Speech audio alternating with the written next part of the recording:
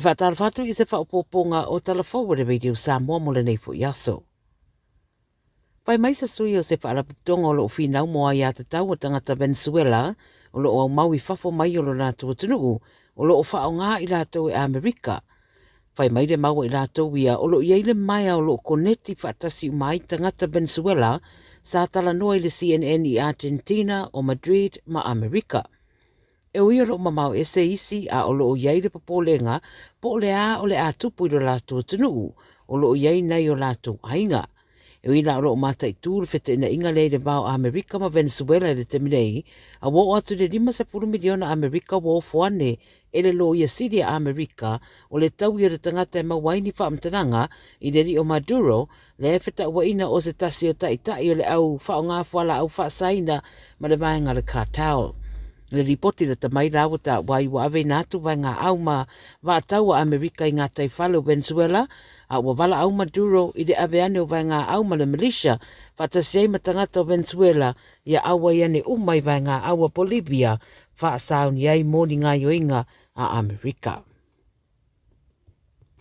Wa iei lapata inga ua whaia e whatatau le waa o le USS Samson a Amerika o lo taula i le Amador International Cruise Terminal i Panama, ma le wha moe mata i tūni ngā yoinga e whatatau i le wheawe ina o fuala au whasaina, e ono tatai ane ai ma lea whaafita auri i le Pasifika. O fina ngalo i o nisi e tele le to mai tūranga whapea, o whaaleo i le ripoti le CNN e whapea, o no lewa poloka mai e le waa tele lea Amerika le i tū sa fuafua e whao ngā atu i whainga whaasolu tūra whono nei, e le tau mate lau le a whaatūtua ne ai ia tau mawhainga i se isi vaenga o awa noa, po lo mawhai foi o na whaaui atu i ei fuala au whasaina. O Ecuador le tunu o pito sa wai Latin America, mai maua lunga foi rao whai o fuala au whasaina wa mawai. O ripute mai lai le Navy a Ecuador, o whao popo le a whai o ana petolo, o whaia atuai mga yoinga, o whaia e lana militeri a ngai ile au solitula whono. Ua whaeroa le presidente o Lucia, Vladimir Putin, o lo iere nau ta inga o Lucia e tau pea, se ia o ina au sia o na wha moemoenga uma, tu sapele mariane Ukraine i se marienga.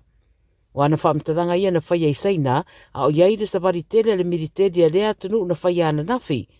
Whai mai le BBC sa tau mawhai Trump e whaasufi Putin, ia wha uma lole taua Ukraine peitai, e ui sabi ia e Putin le nau ta inga o Trump, ai na te leo whaatino ina nama masenga yo inga i rea tūranga.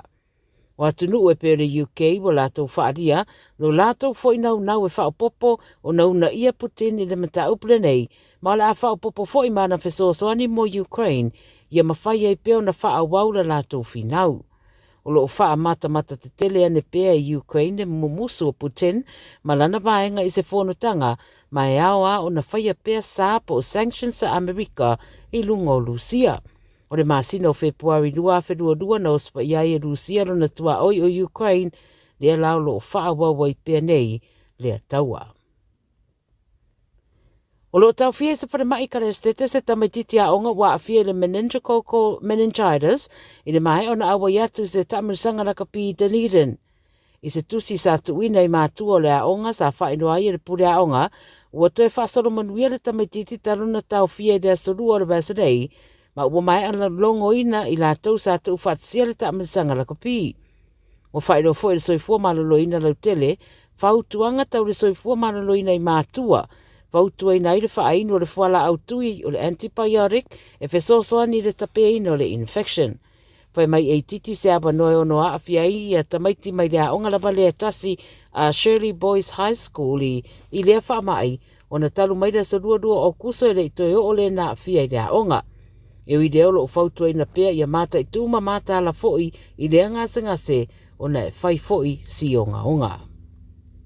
Ma le tala muli o se marianga fau ua awa noa aile a wala mo se ono toe whaano nofo ai pea, o le whaitau se lau di tangata e le sitiseni mai Australia i Nauru, ua whaitio ina le ausuru whai ma tangata e lango iai. Ua tūra i mai lea tūranga o tau mawhai Australia e whaapasi isi tūra whono fau, whaawhaingo fia i ona ti poti tangata. Whai mai li poti e whasa lau miliona Australia e maue Nauru i lalo o lea marianga. O se kulupo tangata pe amare tolse lau, e le sitiseni mai i whaingoa o le NZYQ cohort, e ono mua nga i ese lalo o se amadianga. Ma o sa nore sui ofisa sili o le Australian Asylum Seekers Resource Centre o Yana Favero i le Pacific Waves, wale sao ma whamanino le lei mai le malo lana madianga le manauru.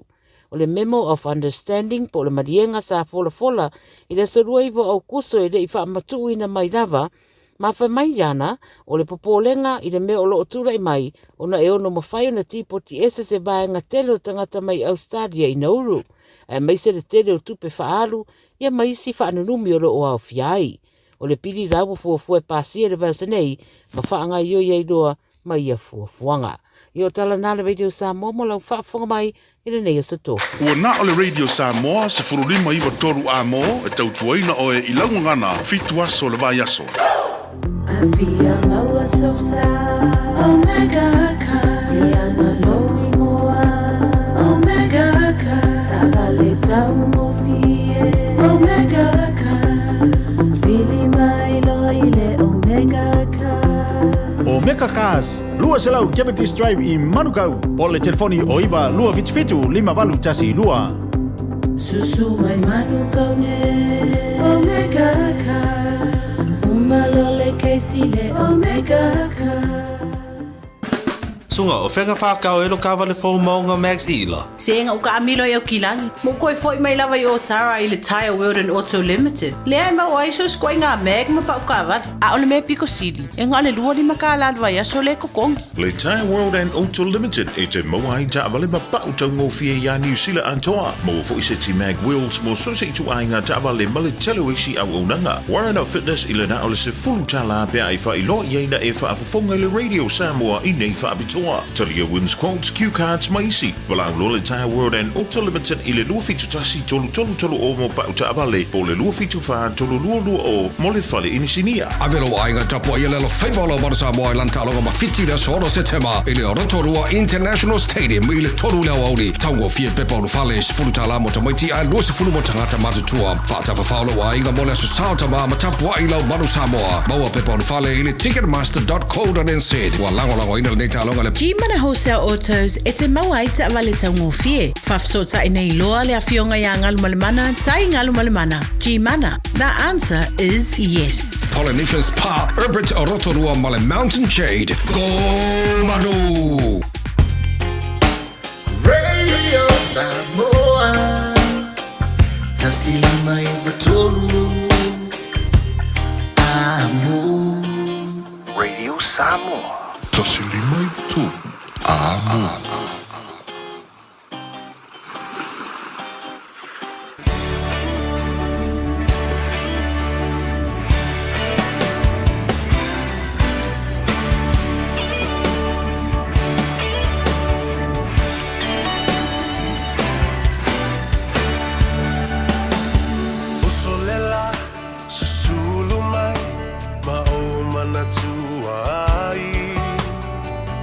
Samoa le nuu o te noa foai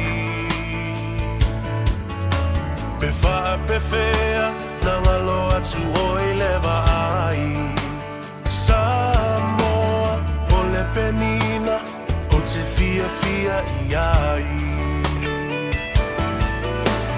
O solela susulu mai ma o mana tuai La Samoa le nuu o te nofo ai E wha pe whea na ngalo atu oi lewa ai Samoa o le penina o te fia i ai Hangi mai se matana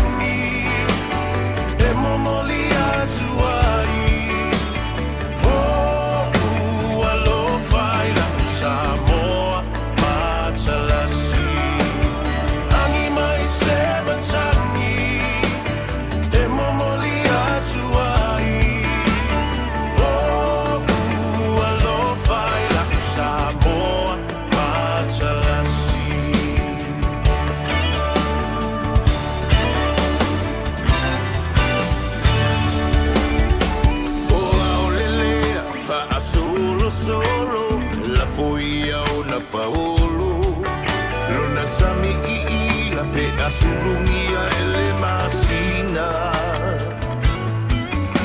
pe fa a pe fea ngalo atu oea ita Samoa ole penina ole vasa Pacifica Tangi mai se matangi se momoli atu ai Oh, alo fai la Samoa matalasi Tangi mai se matangi se momoli atu ai Oh, alo fai la Samoa matalasi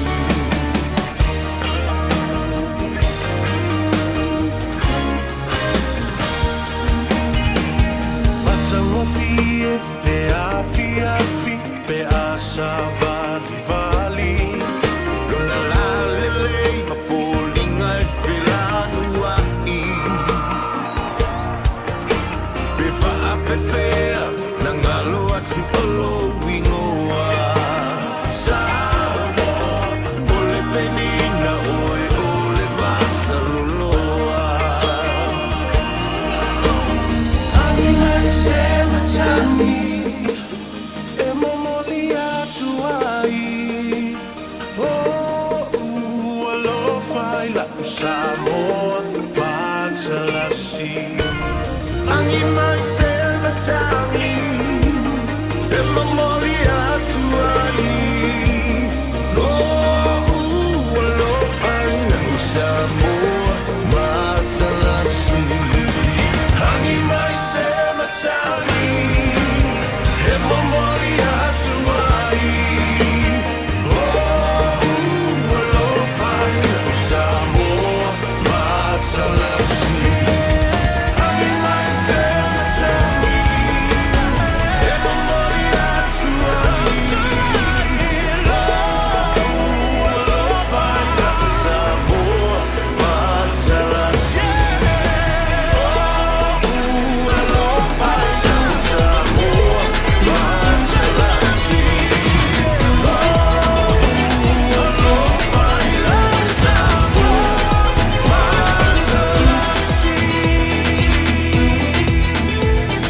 Eo talofa lava le paia maualuga o le whaafonga tāpua ia mai se fo i o le sila mai moa. Sa moa le atunu pele le dei fo i a fiafi o le astofi. Ia o le whaatawhiti o le tele o tiute ma whaiva alo filima sa ngapatia i le atunu i le nei fo i vai aso. Sa o whala le lei le tua i lo walofa ma lo wanga le lei e mulmuri tai pēa i le atunu. Ia mai se fo i o tiute ma whaiva. Sa to tofi ai le taiao ina ua nganga ia ma oso fo i le la ia ma nga ia tu ia le ia ma valunga le tunu u ia la tu favor masani patalo fai la ile fa fonga bai le tunu ele ngata i New Zealand ia ua masani ai ia le to tele le mamalu o Samoa ia ai mai se fo i o upenga ta fai langi o lo o eva mai ai ma ta fa oi le tunu I tawhai fio le lalurangi. Ia mai se fo i Australia. Ia, nei atunu ua vea mō tātou ainga lona lua o Samoa. Ia, le whaafonga tāpua I mai fo I au tātou ainga. Ia, mai se o wōme masani mataitai o le tātou atunu I Samoa. Mai o na maunga te tele se io o I maunga iti. Mai fo I o nao se io o io na iu. Ia, Samoa I tawhai fio le lalurangi. Fatalofa ia te oe mo lofa I le nei fo ia stofi ia ina ua se fulma le 8 minute ua te airi le tu lai fa tawalunga tuai ma le tutua fo ia le to fa ia fonga bua ia po le ftelenga fo ia se manu Francis Ioane ia malo utal tununga le ise masal salo sa mluia lauto maftanga ia mafa pena fo I ona malie I le tūlanga o tala tau longo pea, a wā ia le tūlanga wo o iai le tātou whainga palota, le whainga filifilinga le atunu o lea fo I wa tāwalunga I le so, talo whai, I lana fionga le komsino whainga palota, le fionga le whaasina tole fo tu ia whelolo, ia whapea fo i lona au waa, ma i lato umai afe fitu se lau. Lea sa ofo i natu lo latu taimi, ia whapea na fo i lo latu tomai. Ia mao latu e pulu lima, ina ia whaatino ma whawe ai, ia le whaatino ina o le whaitawina, alo ia whalua o le tātou whainu mera e te tau o na aloa ia matalia ina, e lea tu nuu i le taimi le nei. Ia le nāna ua whaafonga mai, tolu se fulu i le se fulu ma le whaa, i le tolu ma le whaa. Ia, ia ana i suinga la hiti o te tonu iai. Nanga lena sau nei la o vea matau mai te au lea tau sa vea. Ia, o lo usol nale o sau e alu i le whātua tua i le tua sa moa. Ai ta oto atu le vaenga le nā, i ta i o vaenga whau whai. A wā, la tau le nai whaia meo deals o whautanga inga. And what are these deals? I'm telling you. E le ai se te ngata e sili o na tele ana deals e whai. Whautanga inga o mamali enga e sainia i vā. Sei vanga nā, ia le sunga le lauli le mali atoa. Ia whatasi e fo i malana vaenga whau whai. Whātua e le tua sa mō uatas. Ma whainu mera e tolu se fulu ma le tas. Ia a whainei e sau ma le sui le nao vai singano. Ia le no winga wa tolu se fulu ma le lua. Activate ma le full percent. E se teimi o papa ia tolu se full percent le nā. Ia ono tula ima iei ma le tamaita ia tonu ufua moli i vai monga le wha. Ia ona vai lola ia le se whai numera mulmuliana pe tolu wha, tolu le tolu wha. Ale whatutua le atua sa mo otas. O le ta oto le leia, vāsanga tutusa. Ia mala o foi prediction, ia whapena foi, ia nitala sa moli atu. E fua i lunga o lau ai ma lau whaamsinonga. The analysis ma lau ilo i longa o lau ai i winga o tangata palota. The personality of people and why do they vote? Ole araba fuanga le ona palota le tangata e se teimi tātou talanoa ai fo i ala bea sili whawhetai le tua o tātou le whaatalitali fo i se i o nā nei se i malama le tai au a tai au. O le teimi le nei wa 11 tau on a conceit defeat i le whaafonga fo i lea le sunga atu le epa malana vaenga. Awa, e ei le mea o te papai i le teimi le nei wa leo lau manu ia whamai alua se furu ia su ia po fai tionga fo ia vatue e ilo ina le whaamsinonga mai le tu vai o le HRPP na ona o papa i le titia e le teimi le nei e iai tua o patatua a o whaafonga mai la ia tu le epa ma le HRPP mai la tau ia ua fua e oe whai su whaasanga ia la auli ma leisi tu vai ua manu malo mai le whainga palota lau tele ma le filifilinga le atunu ma fau le lei. Don't get pushed. A wai te tauna e ta pena le lei oe le sui lea. Ua whaia ina a o le mana oe fi nau ina. Le nufoa, le ami o tonu, mani tua inga, mani masalu salonga, ai le wha maunia, le aini evidence, le aini moni mau, ua na oni tala, hearsay, mani masalo salonga ya e loa lelei aua ne i tu leia oe pe e whaamalosia oe pe tawana wina oe e tu la epa ma le whailau tusi ma e sinia po le komiti whaafoe ole whaafale tui e le HRPP e te alu avasau su awa e te loa lelei o la wali ia ua mātutua ua se i le tūlanga e oa i e pō le whala ioe ma malo lo ma retire ua mātutua o oe malau soifua i upu whai o malo e alu e ave lau su e whaia ina e le ngata te tele o tupe e te tō ngia e le whaamsinonga ma le i tū vailai o le na manu malo ai e te lo le leilo vi unga o le whaamsinonga ma le whai unga e whai ia te oe a le tasi e lua paia inga e whaasai oe ma whaasala oe ona e toe pālota i sesi pālota lau tele le tunu. So think carefully about it. Wofia pa i le teimi le nei a lau whono la wali ia. Ma whawhaula ia le iai. Ioi, whaisa oa ia tu le pa. Mali e. Ma le whailau tusi. Ma i lato uma o le komiti whaafoe o le whaafaltui. Mali e le ai. Te le mana o e whaina mea. Te le mana o ina ia whaalawe lave mai i lesi whainga palota. Tātou talia ia le mea o iai le teimi le nei. Langa le ingi au evidence, le aini mea o te tango e whaamaunia o any proof whatsoever. Wana o ni tala tangata. Ma whaula le tala nale o wātua ia te o le teimi le nei. A o whaanga solo. As we progress with our program, think of that properly right now. Na umala ia lea ua whaoso o e whaile le su. A e moe fonga, e malo le fast. On to tongi la ia lea oe o le whaamsidonga. Lua, saumale unga le whaamsidonga. A wā ua e au mai al mata upu e le aisa o mori mau e te le i tāpena i le mata upu leo lau tangi ma lau su lea. O lea la, o le a wha malo lo ma wha salai oe, mo le lua paia inga. E le mwhai ei o le toi a vea oe o se sui tau wā o se pāti whau whai, ma leisi paia inga, e whikalai paia inga, e lua paia inga spulu tau sanga. Ioe, e te le toi papai ei le tofi alo tu malo, pe te toi le stalo se sui tau wā, ba se sui whao rioli, so se pāti, pe e te tūto o tase foi. Ioe, ma whau le lei iai, o e alu ale aso le lei o whai atu wai foi, toi o tai au o le mea lava e tasi. Ia, whatalofa la ia lea, i le pa ia maawalunga o le tāwhtolu o le tātou vāne nofo Samoa. Pa ia mamalu whale malo, pa ia foi mamalu whale anganu.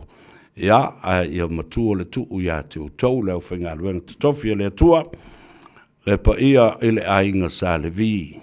Le au whenga luenga i tawhai fio le lalulangi, so se whata whai tauranga, whawhetai lau tau tatalo. A leo i te malama. O le ainga, ma le tae au sa le vi le nei. E ofo se taimi o papai, langa o lo iai le fasili. What was the winning formula used by la aulia le maliatoa? La le formula le na whaonga. E le sunga i le aulia le maliatoa. O metotia, o mawhauwhaunga, o upu, o winga, o amionga. Sa muli tai ai tangata ma tuli matai, ma mata I tu wina he tangata. Awele na whai atu wala utala. This general election or the snap election will come down to the style of leadership, the character, the personality, how he carries himself in front of the public, his charismatic personality. Te le I o vaenga, le anga I ai le tātou talanoa ma le whasoa. Ta maam tina mātutua, whatalo whatu, maufolo whatu, ia te oe. Whamoe o loko manuia oe, ia, ma mau pēr le tō vai, ia, ma whaalongolongo pēr I mea o lo tutupu, le tala tau longolongo o le siufongo Samoa ma le Radio Samoa. E le ngata I le tātou au whainga aluenga I apia, o New Zealand nei, ia maisi fo I vaenga o lo mawhai o na whasota I ai. Ma wha maupopo ai a tātou tala. Baboli atu I lo mamea, ai baise lava, ia ulu fale I maonta malawa, malau tau whafonga. Samoa e manino lola na whalongo, malama loa, ia o na whapena leo, o na ata mamai e whatino a lātou whai unga, mau tutu. Ia, a wao lesi au tala lela a watu nei, e winga le mata upul nei o meo su. Lawsuits in the court to be decided. O le mea leo ua mai tau wina. Samoa i lau whaafunga mai. O le tangi sā ma le tangi vale leo ua whai nei. Luriangi ngale, luriangi I, whekangisi ngale, o taimi uma whaatala noanga. O le paua leo le meo lai au mai lunga. It's a conspiracy theory because they do not have any proof or any solid evidence of any crime committed or bribery committed during the national general election. Ioe. Ia mani yata e tapu e po a la whambe wa mai yata. Wa mai li poti, oi mai li poti. Ave tau li poti o le whamasidonga. O le mea le nā. I le whaunga lea ua whai. If not something else, it's going to be something else. Tuatua o le pese a le pe pese ai lava. Ia sei pe pese pea. Se ia ngai I le whamasidonga. Awa na paule nao le no whanga. E mawhai o na au mai ai le tali. Ma tawa lungai tua inga mta upu whapenei. Ai a e whaafafonga iai. E tuatua awa na vasili ia le tustala mai Australia ia tule epa ila na whaatal noanga. What do you think? Why were you defeated?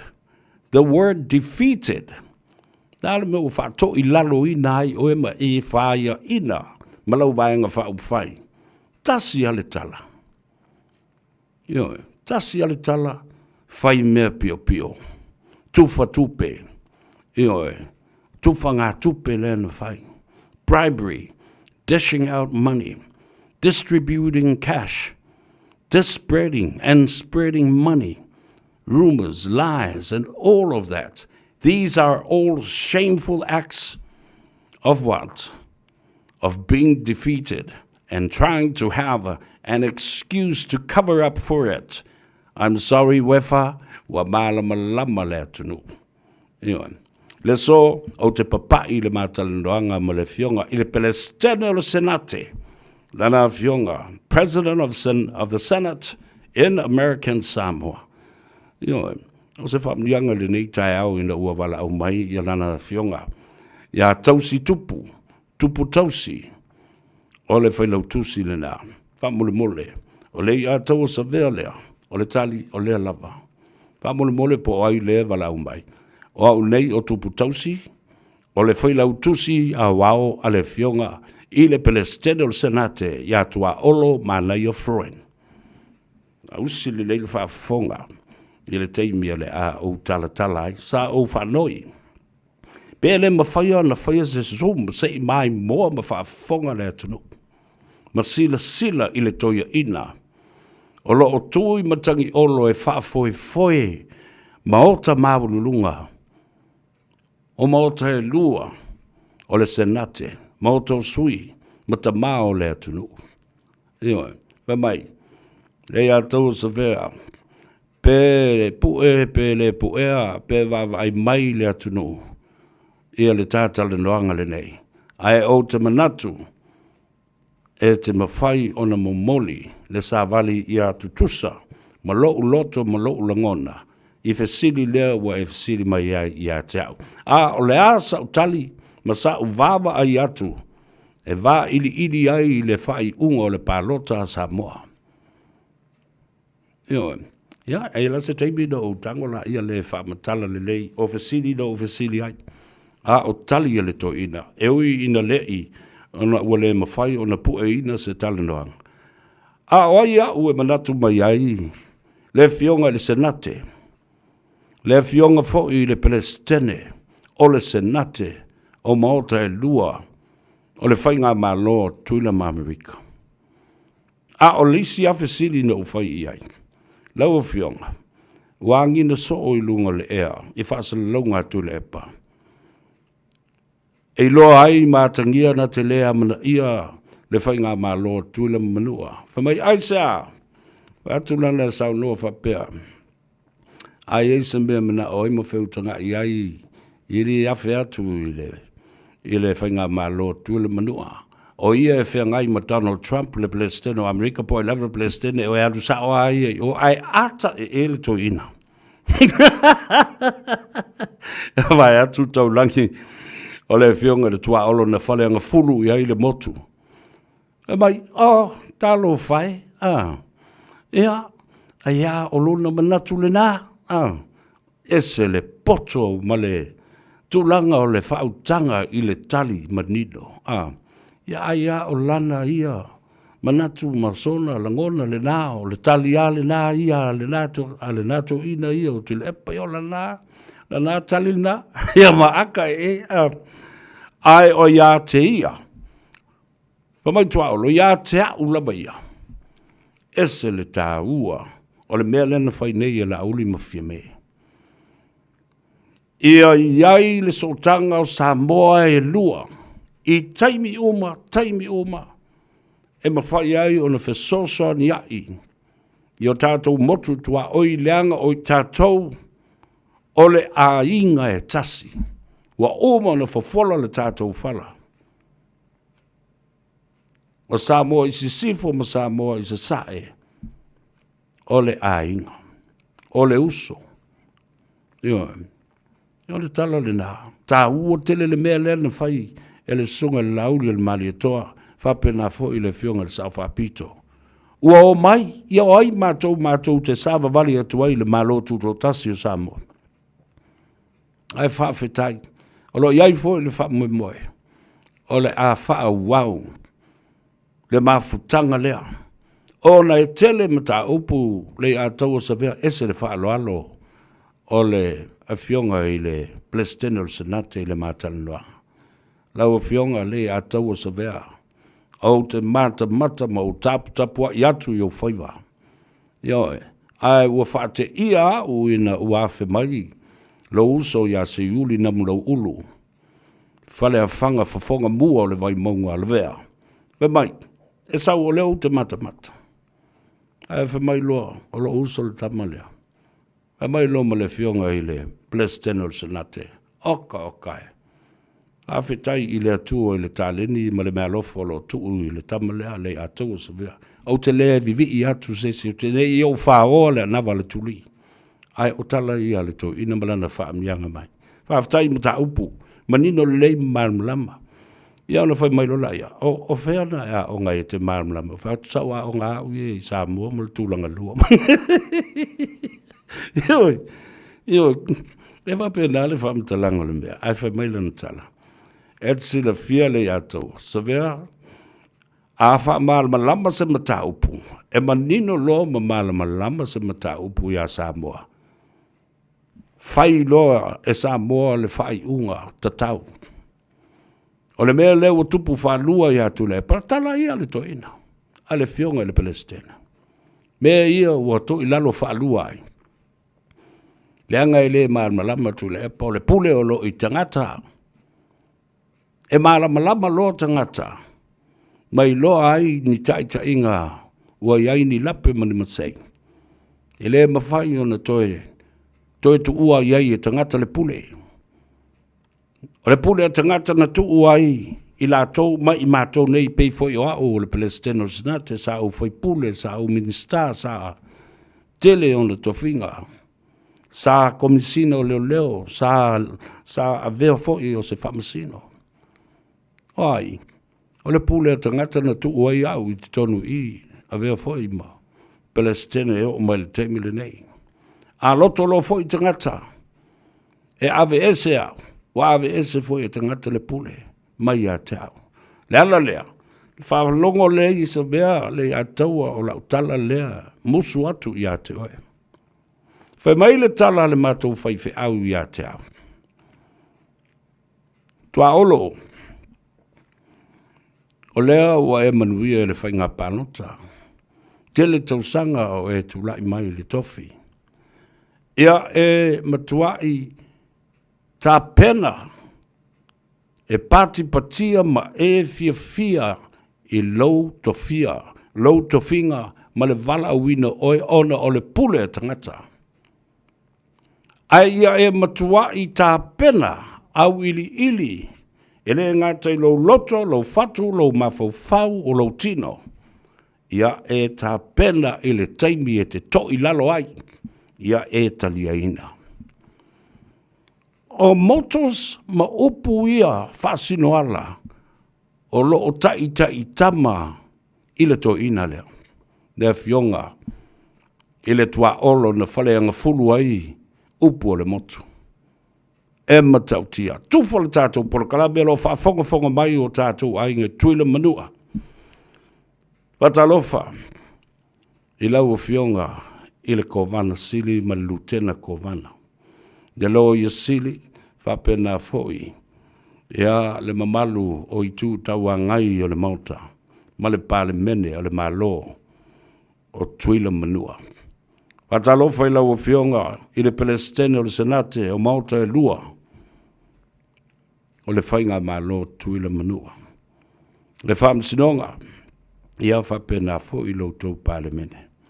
Ai maise ia o le tūlanga o whaululunga o matanga ruenga. Pa ia whasino o wāsua mawai whanua whafo mai tūlangi. Sa ole masale o mua whapea foi le la auna mutasi. Le aia whale tau aitu ma le whale tau tangata. Ai maise le nofa maupu. Ia ma oe na whale anga fulu i ai le motu. Oka o kai le tāua. E teu fatu i lo loto le nganga whaftai. Whatalofa i lau fionga le Palestine. O le mauta o senate lau fionga tua olo mana ia froen. Le male whaletua le nofo alo male ai ngali. Ia mai se fo i whatalofa i lau tu malo. Ai mai se sui uma o le senate i sentoa. Ia whapea fo ia tamā mātutua o i tu malo i tu tonu o maota e lua. Whatalo whatu i manua, i lo a inga i whiti uta ma whiti tai. Whafonga mai o le a inga tanga lo matua whapea foi le launga tū i a te oe lo whitalinga pūpoli. Ai mai se foi lo au waa wā te o matau ili ma le mamalu o le tātou a inga. Ia lena. O tō wawa i ai sa ofisili fo i atua olo. Ia iai le whasea. Whai mai ai i le lai tū vai. O rāre mea lai o na alu fua la auli ma ave le fast ma soli vale ai ele pa ia. O le motu sā. Ia tuila ma manua. La se saunoanga lau fionga. Whai mai lo male saunoanga atua olo. Ia, o te matua i o uafo lava po lale mea. Ia, o wingana o tangata. Tau ma whai lava e tau fiofi. Ia, e manatua le lei. Ua tau o le tātou sotanga o le nau ta oto whai a. Ai mai se o vavauta le talanga tā i o tātou ngafa. Mo tātou sotanga ma pitanga. Ua ta oto au se alo. O se mea tā ua tele, le malanga mua mai o la auli ma fia me.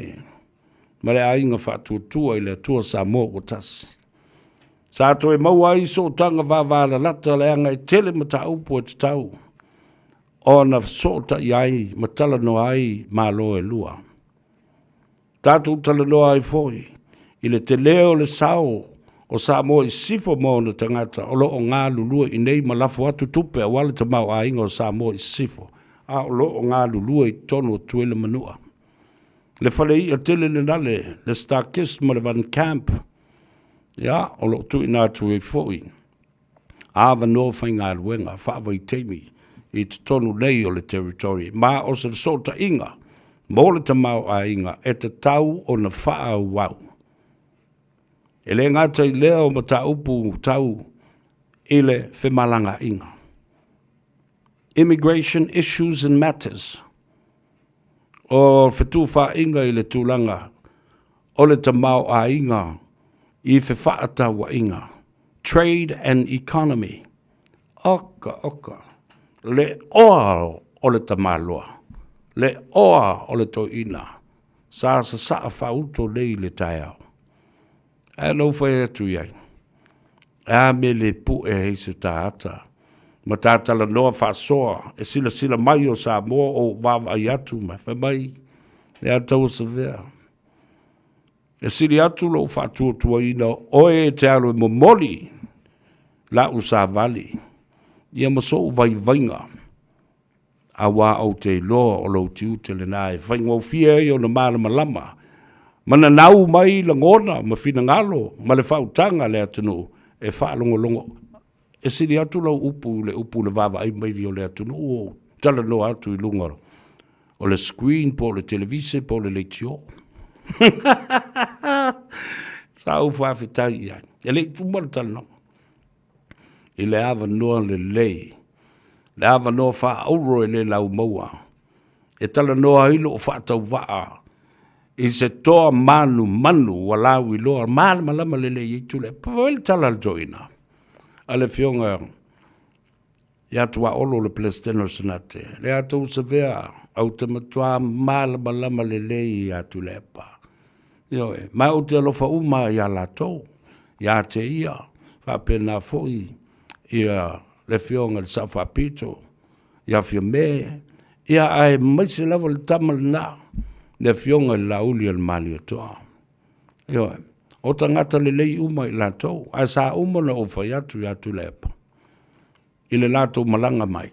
Tu lepa to titi a uma le lalolangi o mato feoti. Au lefa to a e loa sau. A to a e loa lea sau. Ina ua malolo i le whainga panoto luas fulma le tas. O i e whaelo mai ai. I nā te le. Nā te le tania ina ma nā te le. A iaiso nā nganga. I le tūlanga ua malolo ai e te tau eo na malolo whaatamari. Ioe. A whaifo i la e manatu mā. I le vā whenga iai o le whainga mānoa. E lua tuila mamanua whapea fo i a Samoa Sif. Ia. O le whiwhiri ngā le nā le teitai la tau ia ma le tangata. A o le tātou vānu nofo i sotanga. Toto tino anu mapau e maiso leo o tātou pule lava la tau. Ia se mai le ataua. Asonga fuo le vai aso fau.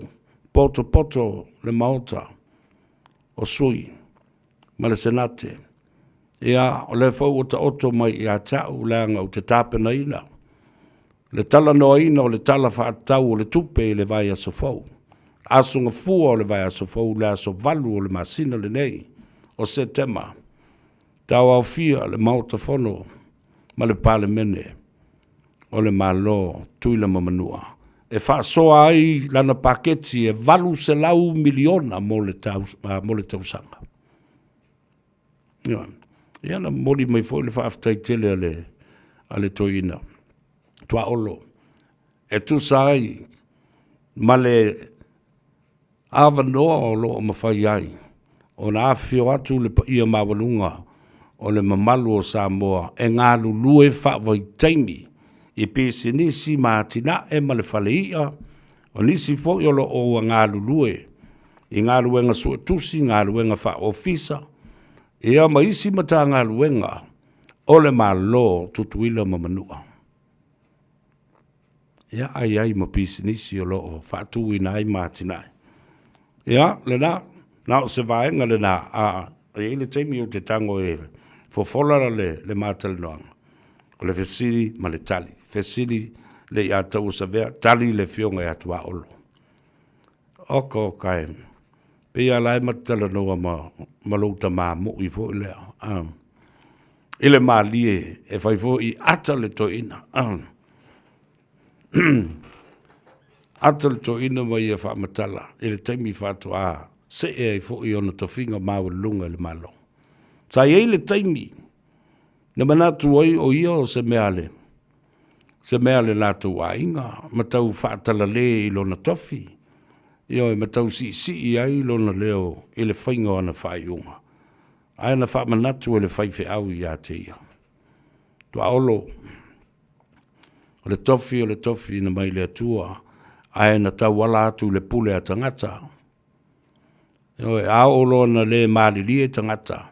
Mafuli tangata, toi ave ese foi oe, e leo se mea le tau ainga, ma le tau nu, ma le tau e kalesia, ma le tau tu malo.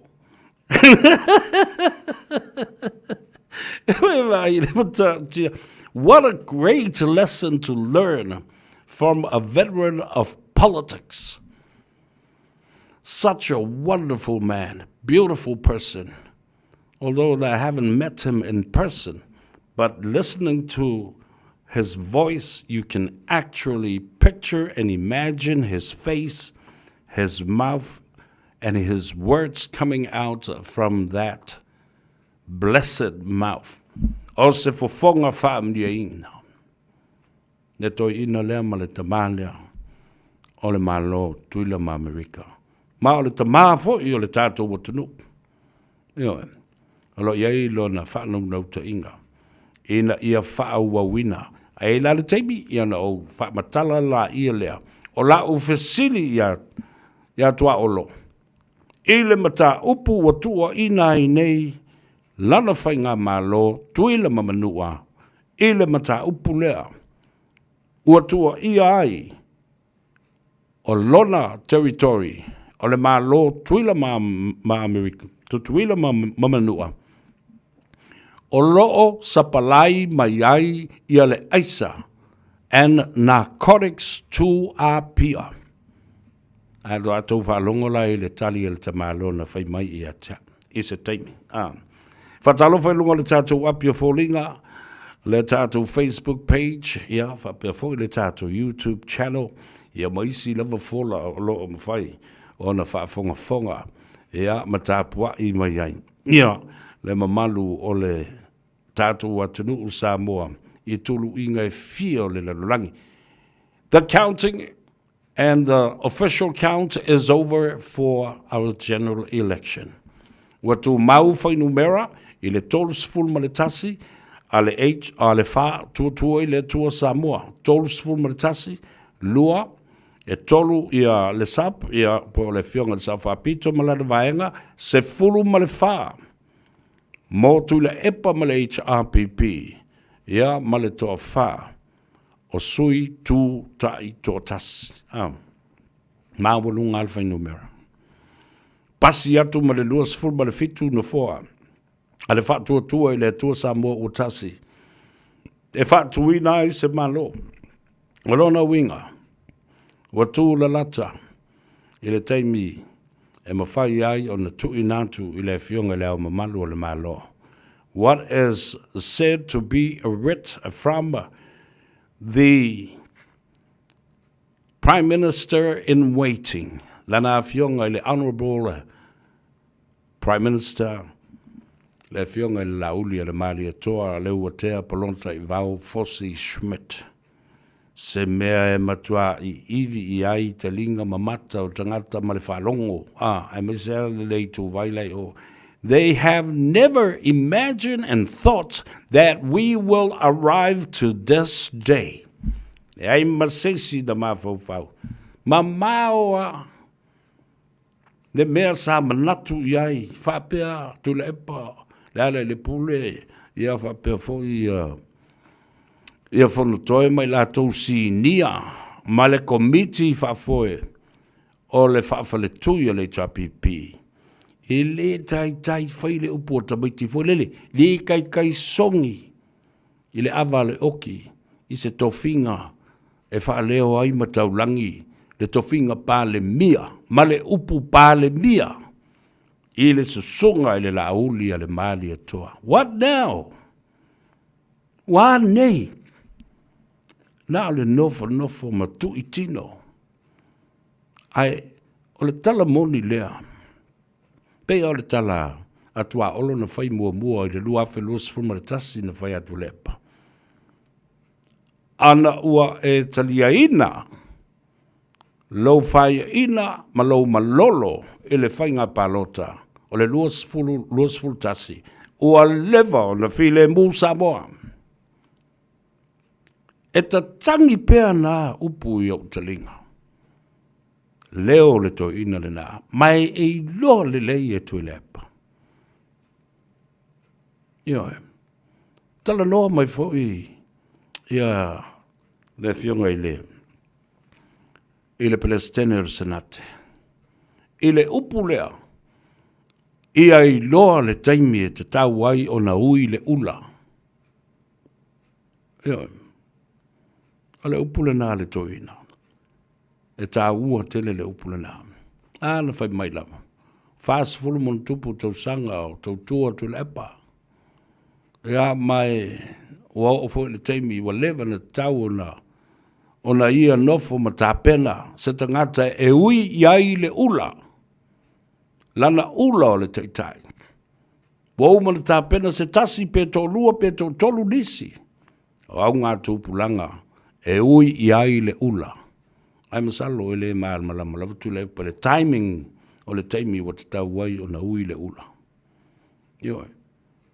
O upu nei e mamao maloloto mai ta tangi pea i ma faufonga pe a whaafonga mai fo i oe o le supporter a le HRPP auli uli e la ngona i lau fatu mai nofo loa lea ma whaapea oka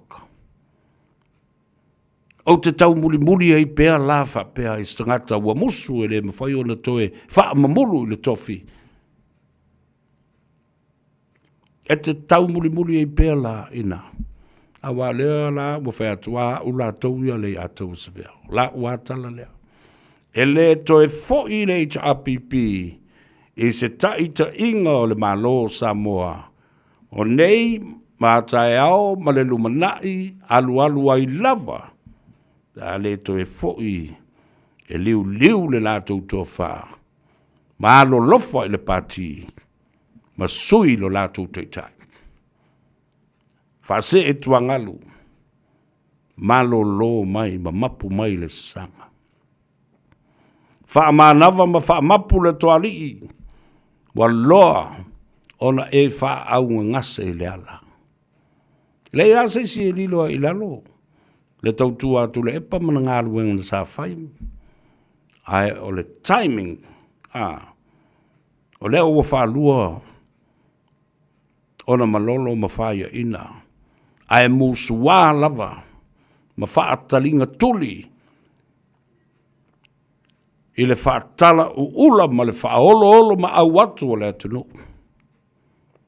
na o faanoanoaga lava mea o mai na lo ua lofa atu le toina na o le puni ona foga ma moʻiini ma faaluelue alu utua faapea ma alu faapea ma sau i luma faapea. It is a sign of cognitive decline in thinking.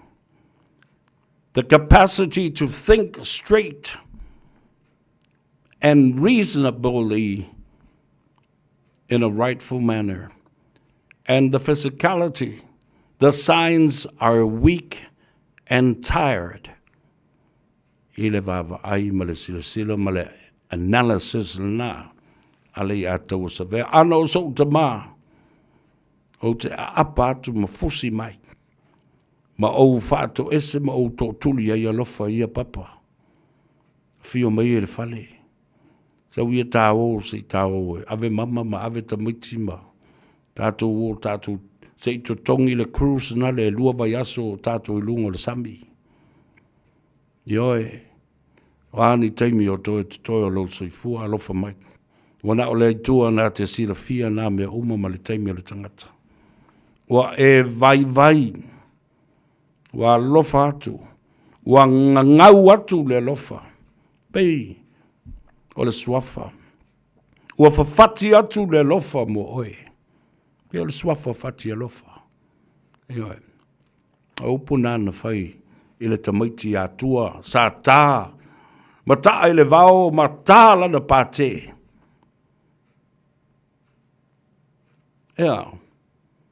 A tangi ta le vili ile vao. O lana tapua inga. Ile ta longa lapa. Ile va o le atiungie. Le vao ma le se mu. Ia e maise. Po o le ale mea o le atua iai. Ia le na. Ta ua tele, e se teimi e wao le tele i o mata upu o le tatu wo nei iai. Ana mea taua, ia no whawhale ia sātu ia maa. O a nisi mea tātou te whai. Lewa oma tātou tāru sanga, o le tāru sanga lai tuatu le tua. Alofa maia. Se inga lue ane i loto ma nganga o tangata nei o lo wha whewheu pēa. Ma wha pē nā, o na lātou mumusu. Te ena le whaia ina, te ena le malolo. Te ena ma le tutolo. A whela o tia i ele upo le atunu. Se mali e maia, malolo ia whata mali. O le mea le nā le tupu. Tala le nā, a tua olo ia tia. Te sila fio ele a taua, sa vea. O le malolo whata mali i o le mea le tupu. Ai o le te ena o le mea le nā. Ma le mawhai ai o na musu e wha mamulu. O le mea le tamaititi. O mea nā tamaiti. E tau e fusu i pele ngā mapu. Ia le nā. E mawhai o na u wha manatu pea, ma wha manatu pea, ma wha manatu pea. Ia e fia i le teimi. Ta li ai lo manu malo. A ia e matua i tā pena. Ia matua i tā pena lava. E o mai ai le taimi. E te talia ina ai. Lau whaia ina.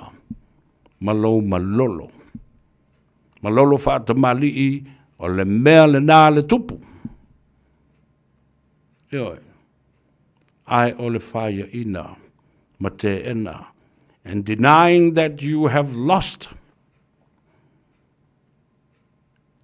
It's a kid's way to object and reject that somebody has taken his toy. Wa whawel da mai titi ele tangata lana mea ta alu. Tātou wo tā le peselea. Ai maise o tātou tala ia. Mai le lalorangi ma le Pasifika ma New Zealand nei langa e tā ua tele. Mō le whaafonga mai le atunu. Ia, malo le au whainga luenga. Ka malo atu o le whai ua ngā ngaifo tau whaiva le whaatawhiti o ngā luenga. O le nei Ansu Tofi. O si mai le whaafonga. O le toi whaasala wina nei o tātou tala.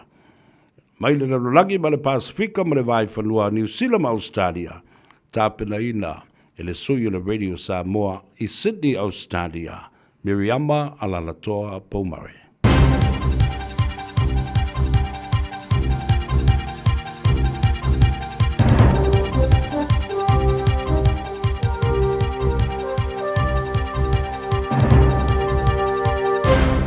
E whaatara whatu i se whaopoponga o talafau le Radio Samoa mo le neifo yaso.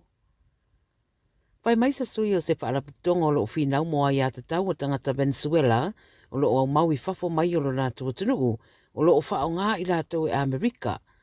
Pai mai le mau i rātou ia o lo ieile mai o lo koneti whaatasi umai tangata Venezuela sa tala noa i le CNN i Argentina o Madrid ma Amerika.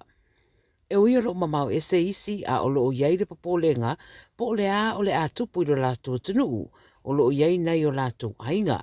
E wina o mata i tūru whete ina inga leire vau Amerika ma Venezuela le teminei, a wo atu le 5 miliona Amerika wo fuane e le lo ia siri a Amerika o le tau ia le tangata e mawaini whaamtananga i le ri o Maduro le e wheta ua ina o se tasi o tai o le au whao ngā whala au whaasaina ma le vaenga le kātau.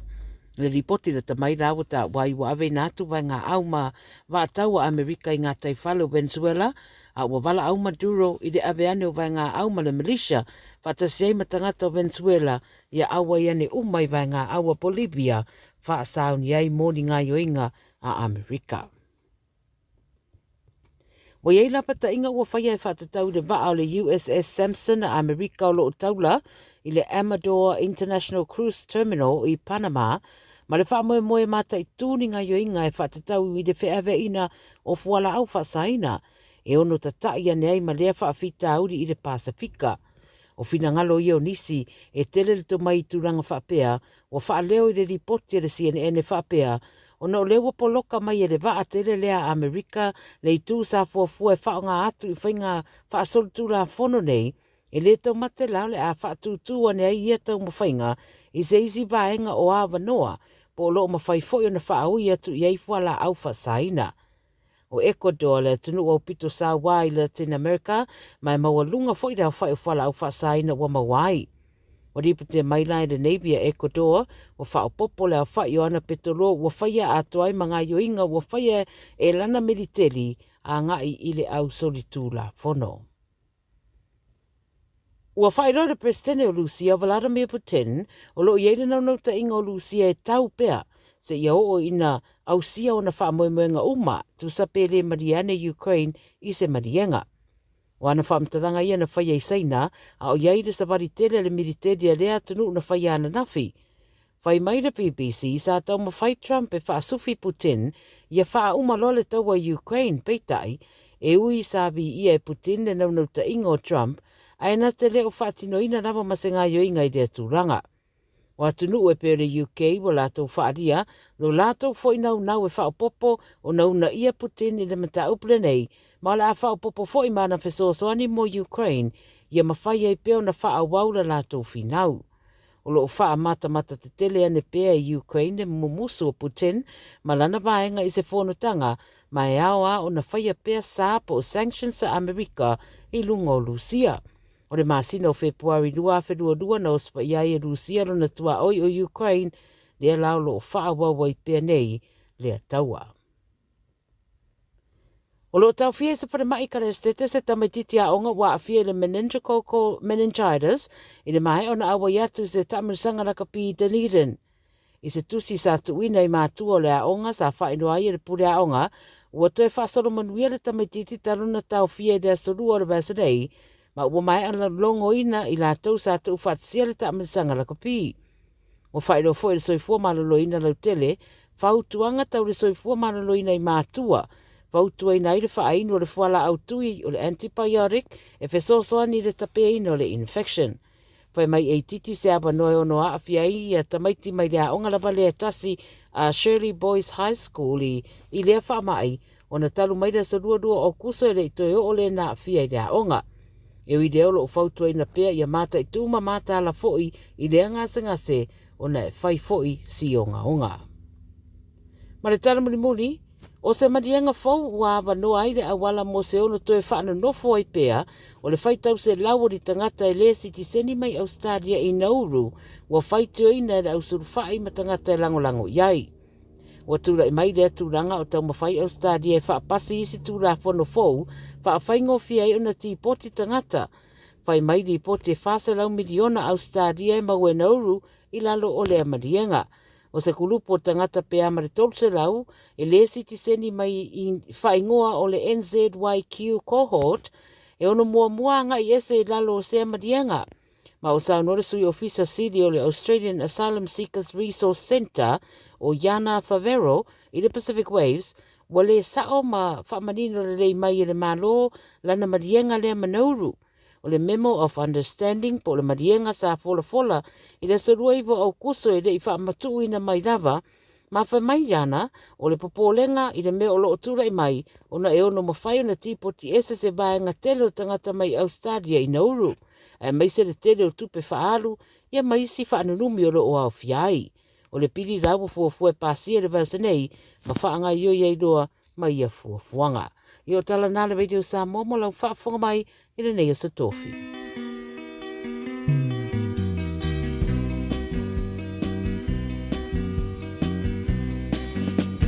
La upele e a se isa usi i tatala noa Betu me mau lau talipe ua e mau tino La upele e a se i tali mai lau ne tangata vai vai Se upu a mau la upele ia alopa mai Tia tia e a ai se a wana valena No alopa ele uma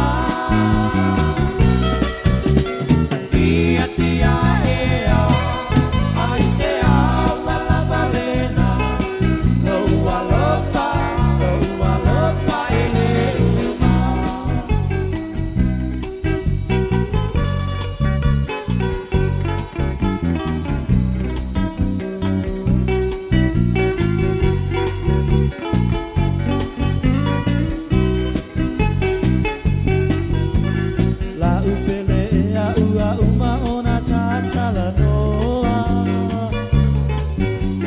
Tasi lau upu se ima pau pau e te leiloa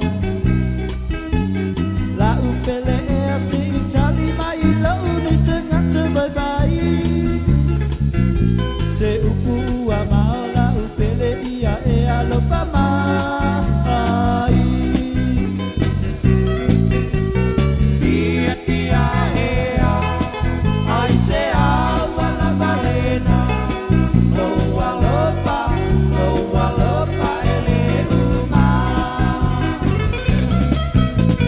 Tia tia ea ai se awa la balena No alopa ele uma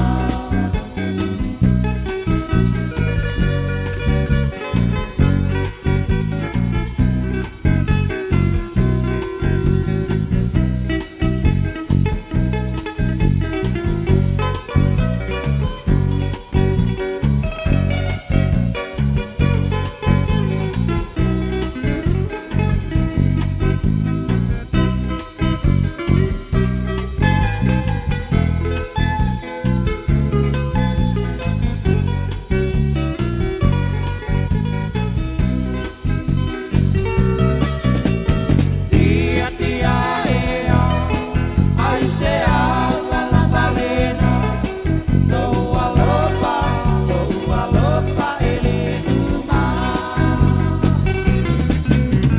Tia tia ea ai se awa la balena No alopa ele uma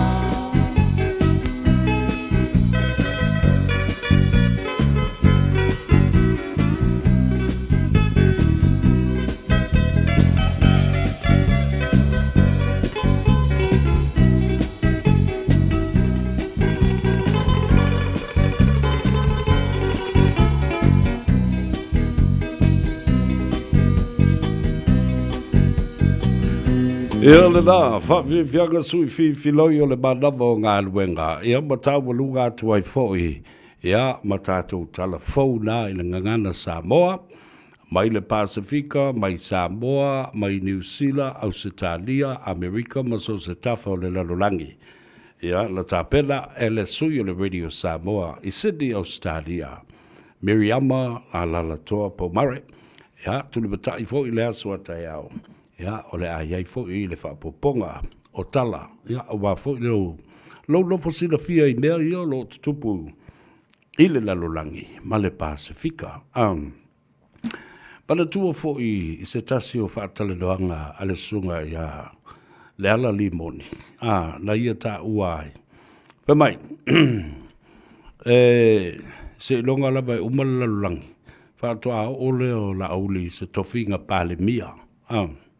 E lea tai tupu se mea whapena. Ia, a wāla, wālualu nei ia suanga le vātele. Whātua i fo i watoe, whapanatu mai lo ubafo whau. I meo la fonga, whaasau siri a tangata. Malona le mana malama i le taimi o le tua. A wā e peo na wha mawalunga ina outou. Ia, e whapena fo i ona, wha mawalalo e le tua. A wā, o le malo Samoa, na sa ili fo i lalo. Sa ili le toto, sa ili le fatu, sa ili ile to wha le atunu. Ia le na, la ua toi oa, toi folo patatoa la to upu se i vai atu le whaafonga le atunu a wā. So se teimi o te tautala i mata upu nei, e matua ili tata tangata nei. Ili tata i iwi o la tau talinga, ma pupuni o la tau mata.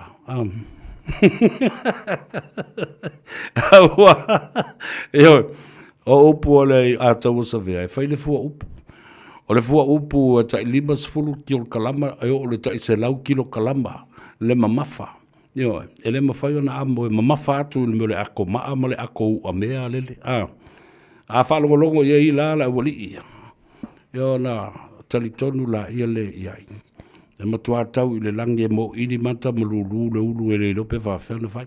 A o fo e la e le latou midia le sa matua maa ma tua i mata utia upu sa la lafo ma fai mai e olo pala ia le te whātua i le atua sa mo ua tasi. Ia lale ua whio i solo na o pei o ni tingi tangata fo i lele ua o le ili maa fau ma le o lopo whele sa vali ma pula le i o tau sulu ma tali anga solo i lungo le au wala.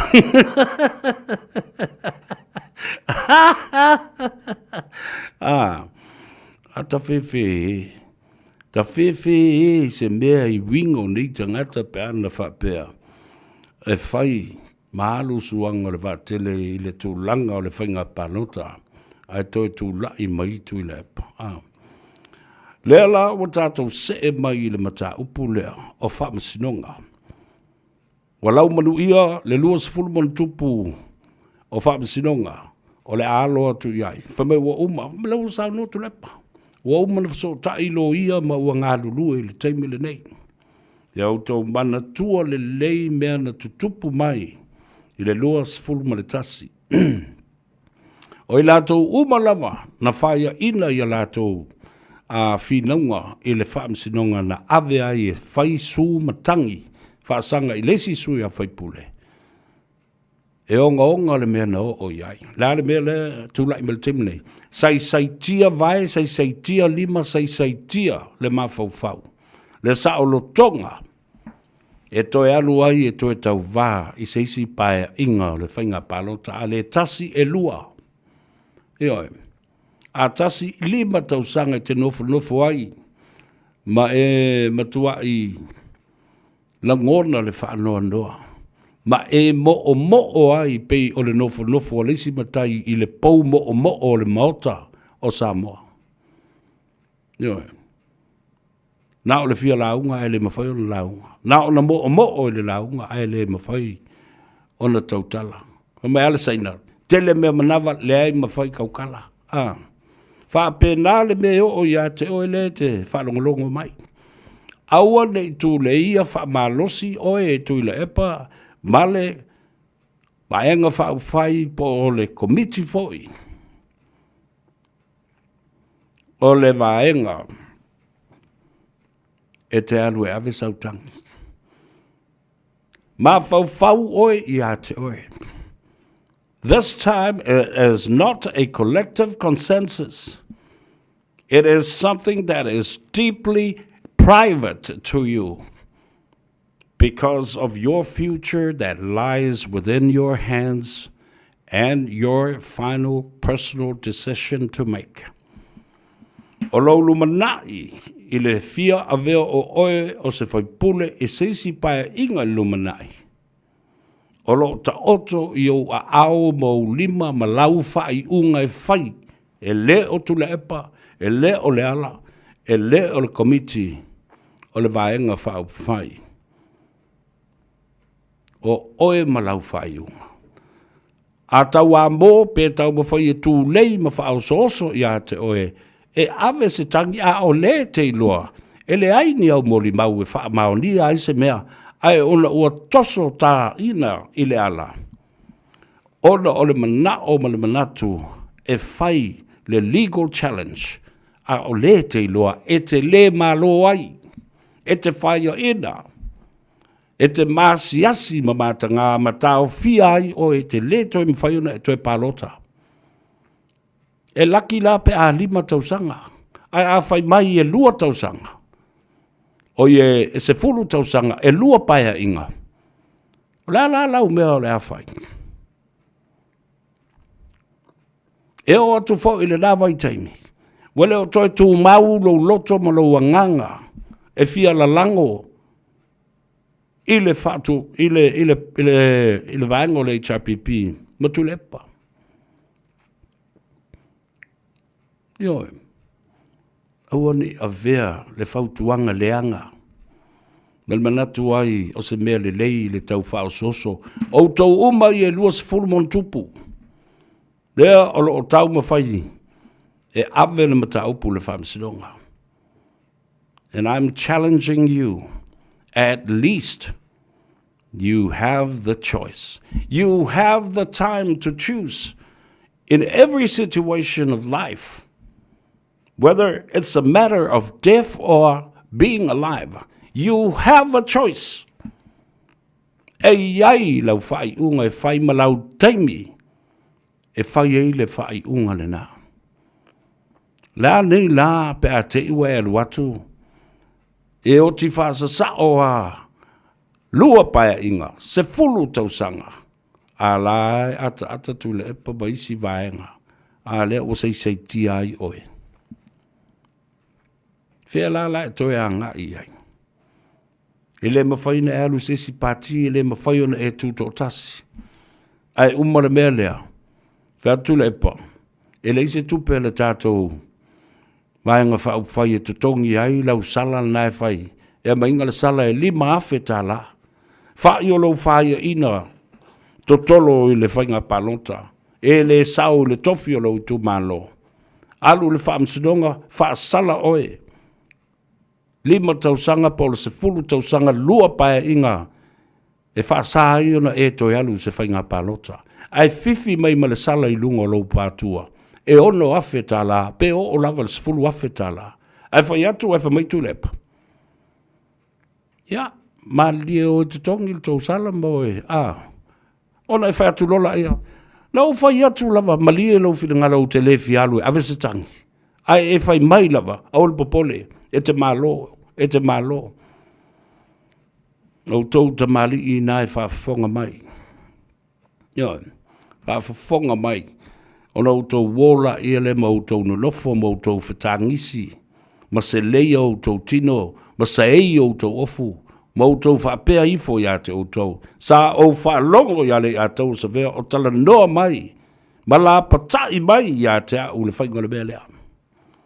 O la le bea lea tau te oi whai. E leo se sa ilinga o se hami o tonu. O le tau o e whau se mea. Mai tala tangata matala e wha tupu lava e o tau lava ia. I le loto ti ngā ina o tau le manu malo. Ma sao fia u le pawa. Whao longo lei. Lea au te tau tala atu. Ma lea nganga mama ma lea lofa ia te auto.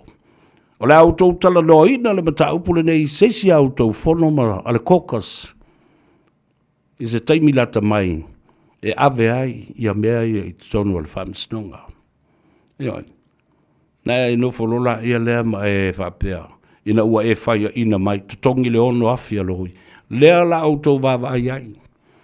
O le taimi le nei, o le asi siva ai, ali i mata maita i lo ia i louto wafu ma louto ma au. Ai le ini tupe e whaia ai. Te lere mea lau whaia ina le whaamsinonga, whafa mai ma le ono awhi, o le pili a loia, ma le whaamsinonga. E se le pili e tongia i o le whaamsinonga. E se le pili e tongia i lau loia. A lea wa e matua i mawhatia i le whaamsinonga, ma le ai o se mea e mwhaiona e tebe, minoi i ai. A longa le nelna. E o atu le teipi o le tau whontanga. E la ngā e sesi o tau le mata upule nei o nei lola i le te toa. Ioi.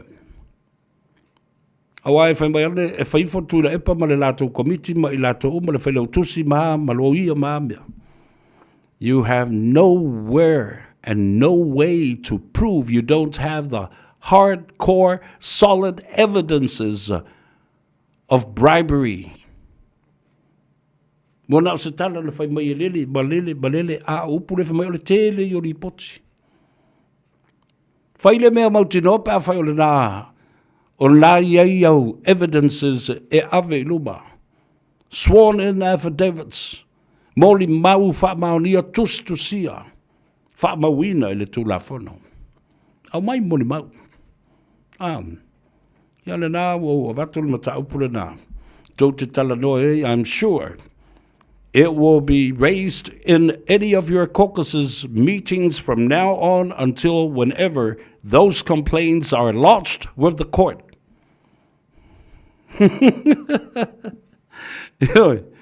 Tala sao ale tala na. Ya. Ole whai ia Lavinia Manuma. Severe, God has its plan. O mena whaia le atua, mafufuanga le atua. Ioi. Le sa balo ia, le manu maloa iai. Aia. E se ale mea na fuli tangata, ma le mana onga o tangata. Ma le tala atua olo, o le pule lai tangata. O le pule lai tangata. E whai mai tu le pa o ia mo tua i te. Ai whai mai ia i le moni. O ia mo tua i ofo. To their surprise. Not expecting the unexpected. You were too sure. But, e te lei, tā pena i le melea. Wa tā pena la i le manuia. Tā pena i le manu malo. Ai le i tā pena i talia ina. Se mea whapea. E ono o i ai le whainga palota. E le i tā pena i talia ina le whaia ina ma le malolo ma le tutolo popo. Ioi. Upu nā e taunau tau whalongo i ai. Ma awatu la ia lea. Awa o upu o lea awatu sa o lava. E mea e te tauna whasoswadi atu ai fōi. Iau tau whai. Unga ia la whai nei. Ai tau tele i o. Ia lona winga le luas fulu o tangina. O le luas fulu fōi le nao o tau. O le a whaasala mo le isi ta i lima. I le ta i se fulu tau sanga. O tau se silei, o se whainga lea lofa le nei whainga e whai le tau tai tai. Ma tau anau o tau e mai whai le mea lea. Avel whamsinong, e mo wham, avel whamsinong, ako won whamsinong. Ioi. Nena tala sa o lava. E ta ua le mea lea. O lo tau whafonga mai ai o lo amatu. Ono sa i o tau loto. Sa ono sa i fo i le lai tu. La le tau nu unga wo i ai. I o tau mali lie. O tau lava na tapisa. Tātou toi fo i tangata e whai. Le whiriwhiringa tangata. Wane. Ua whaia le whiriwhiringa tangata. Ua sao noa matulei Samoa. Iwa se fulu pasene o Samoa. Ua sao noa. Ua tulei. Samoa have spoken. My dear friends, my dear fellow Samoans, brothers and sisters, what more do you want? The court is waiting over there. Yo, em tua whateltali le lei bai le tula whono. O le whateltali bai fo ia whamasino lai ia i le teimi le nei. Yo, ma le upu fo le tau te tali e iai. Ua whaamata mai tai ni fo ole tula whono. Sau la mau mea whawhau nana au mai nei. Ia mana tua foi. Ili to soe e whamasino ia se tūlanga o se mataupu. O le amana o mia o manei whamasino.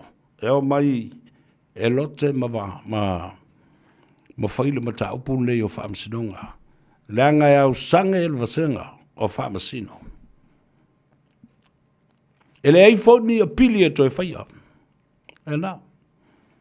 E pingi a ngila ka upu e kāle, a whapeo lau mta upu le o le tāle walu. O po le tāle iwa e tala i e le mauta. Ma le whale whamasino. E tau na tāle sifuru tasi e lua.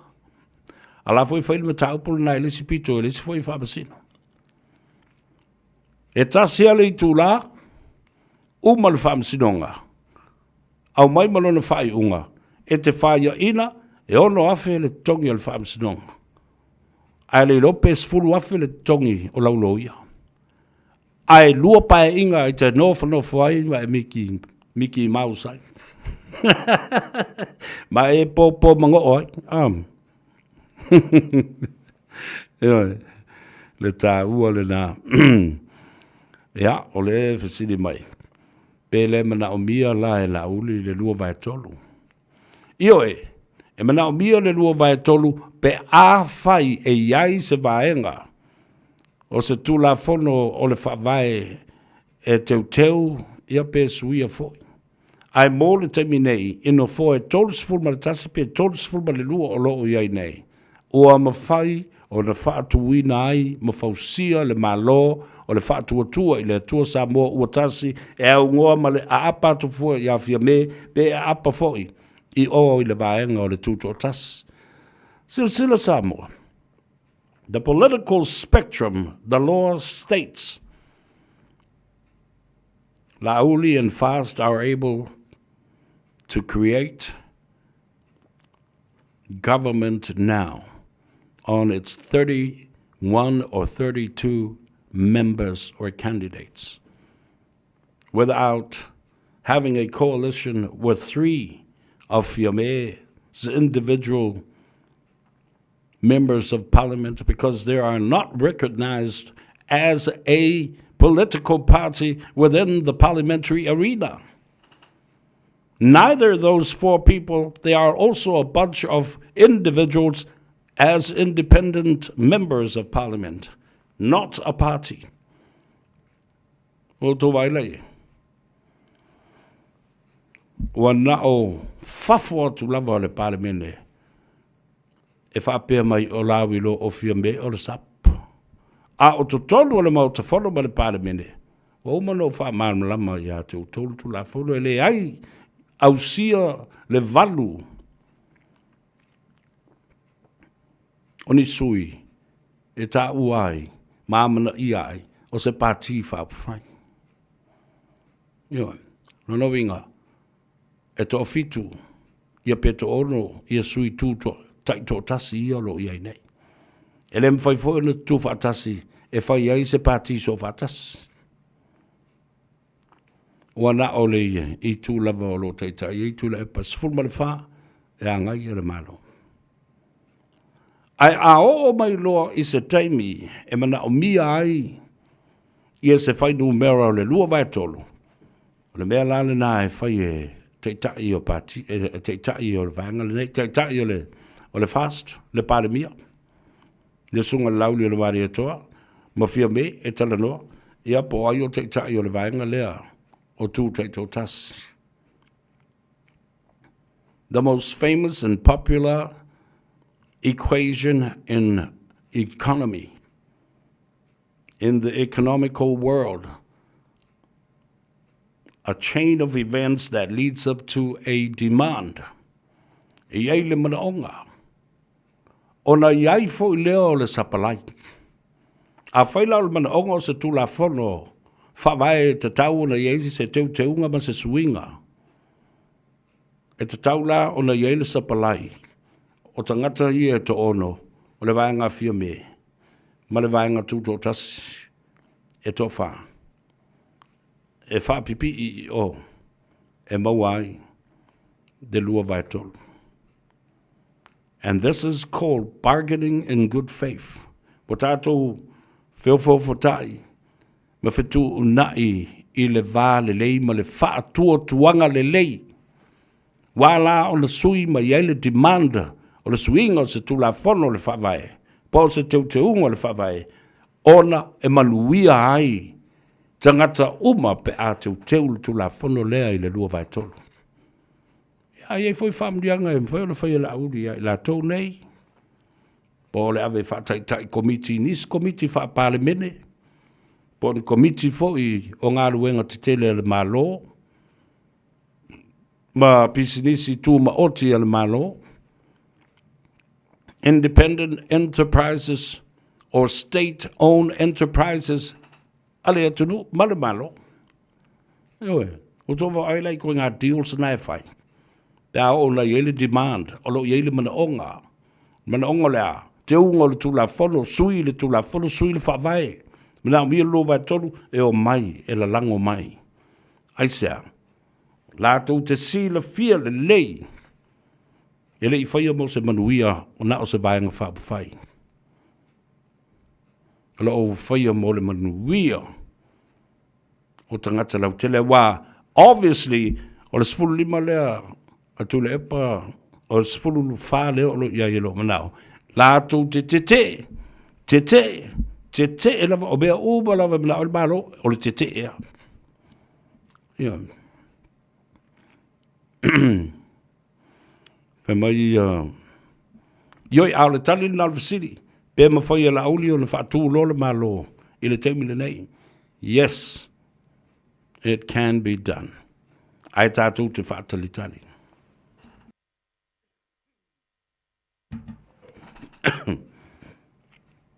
Leo o mai le taimi.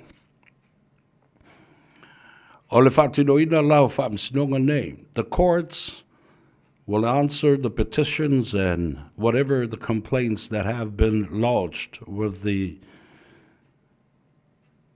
courts.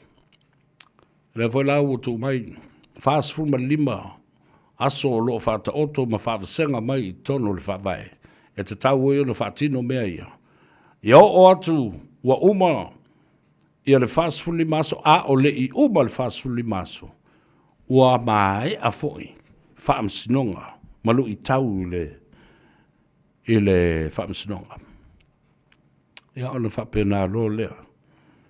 O na ave le ave ai ma le tusi mai le fionga I le pandemia. O le malo fau o le a whatu ma whatau tō. I can just imagine.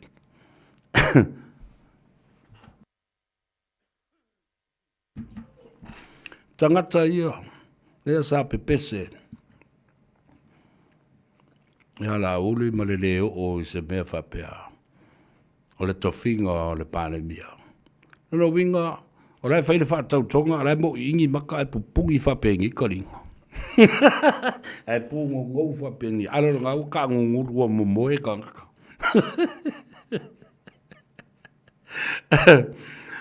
Why? No one wants to be there. They have never thought of this day coming. It was beyond their wild imagination that we would ever arrive to this day. Ia ai o le aso o le loi whafonga fia. O loi mata o le vi inga o le atua. O le anganga whaafita iae I le anga le lei o le atua. Ua sao noa Samoa, ua tu lei fo I le atunu. Ua whaalia lo lātou finangalo. Ua fofola fo I le lātou tōwha. O le lātou filifilinga fo I lea. Iwa se fulu pasene. O le mauta fono ma le panemene. Lea, ua tusi lima. I le sunga I lauli e le maari atoa. Ma le tolu se fulu ma le tasi. O fai pule o le whatuatua I le atua Samoa o tasi. What was the winning formula that was used by lauli? Lea le tuainga me kokia. Lea le mea lea na whai. Ai tātou te le I o ina. E a le whasisilanga tāua lava le nei. Ma o le whasisilanga tāua le nei. O alo whaanga mo onga le nei. Ai maise fo I o le tūlanga. O whaama whanwhananga ma whaama I senga. I le tuuai o le malo. I le fionga ia sau I Malaya Christina Leota Tavui Strickland. I le stete o Seattle, Washington, I le aai o Tacoma. Whatoa o maua le tala ana po. Ea mao le alane nā o le tangi whanoa noa I fui o le loto. Ona o le tamā ia Leota Tavui Strickland. O se tasi le nei o tamā. Sa awina atu le tātou vai o le ola. I le stete o Seattle, Washington. Ia. Ua mātutua o la soifua. Le tele o tausanga ua mawai. Ia. A lea. Masalo po ua iwa sifulu montupu tausanga le tinai. Le fionga sau I Malaya Christina. Leota Tavui Strickland. Vele nei avanoa. mori e tuai lo whaanga ma wha maisenga, ia wha pia fōi wha ma whanwhananga, ia te oele te mā vai atu o ta houtau langi ma o mamalu, i sā ma whai ngā i lau whionga leota te voi, Peter Strickland, ai maise fōi le whanau pele, a inga na lua, Paolo Mangafa Siri Langi, ono le wala au pa ia le tua, i le tina matua o le tātou a inga. Ia anga le rei le tua, ia ma whanatu, i le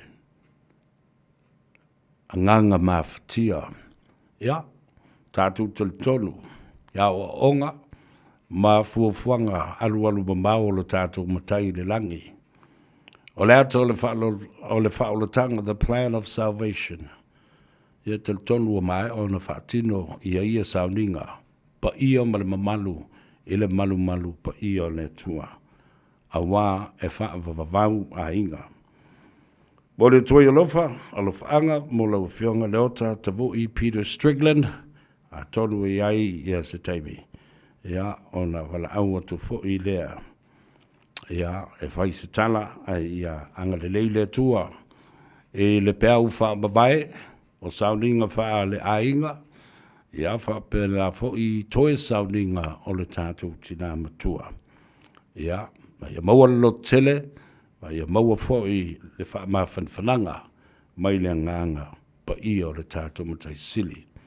E le ngata i lea, a whai o iai fo i nisi ainga, o wō mai masani, o wha alapu putonga, o e kalesia, ia wha pēna fo i nuu, mafio anga ese o lo fitia i le au pongisa o lo wala au o le atua.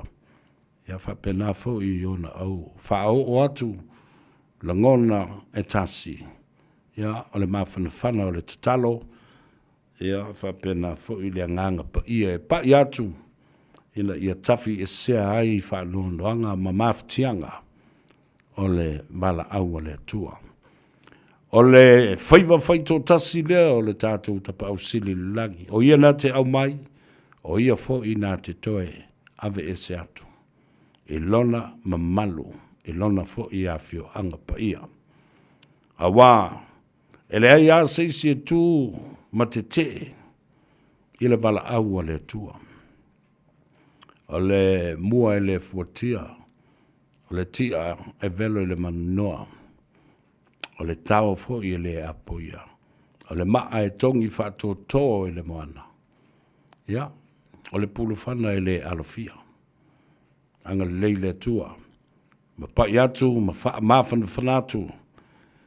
I tu e fio le lalulangi. O lo o lala ma papa au ai sa mo o lo o mawhatia. O lo le wala au le tua. No mai leo la u.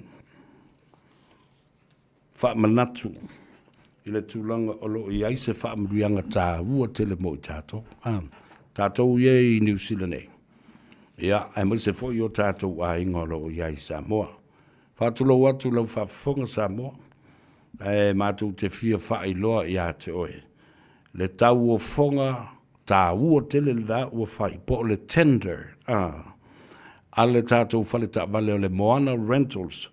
Ia o tā vale fo ia e tau nui. O le isi tā vale le tau ainga. Ala iei le tā vale le Moana Rentals. E tongi pau e te whaalua iei po le a lava le umi. I se tau ngofia lea la. O le masani lea ma le tū ma le anga le tātou company. O tau sanga uma lava. E iei tā vale sa whaunga. Wa ave ese mai le tātou fleet. Ia ma le a whaatau i nātou. I o tātou tangata lau tele i se tau tala whea ngai, ma le wha malia loto ai o le a wha fau atu ai, isi tā wale i o le a sui atu ai. Lau awa no le lei ale nei. Io ai. O le vana mana o e lafos tā wale i Samoa. A wha i o le tongu tāu tā wale nei. A o le tongu tā fo i o le piri o le wa ala tau o titi atu ai. Ai tau nuu fo i o le wa ai Samoa. Ka o kaise kiu ke ki e lo papakua. La le mana ia. Alu i o le tau fonga leo. And tendering of these Moana Rentals from their fleet that they want to renew and replace most of their car fleet. Pala au ia le sunga ia te vanga Pauniu Johnny Akau i le telefoni Samoa le fitu ono lima o iwa lua. Fitu ono lima o iwa lua. Ia, e te maua ai. Amanatua, o le vai aso lea. Aso sfulma le iwa o Setema. E tāpuni ai i le tau o fonga. Ai manei o lo walu i lunga o le tātou Moana Rental Facebook page. Tango tusi lalo. Moana Rental Facebook page.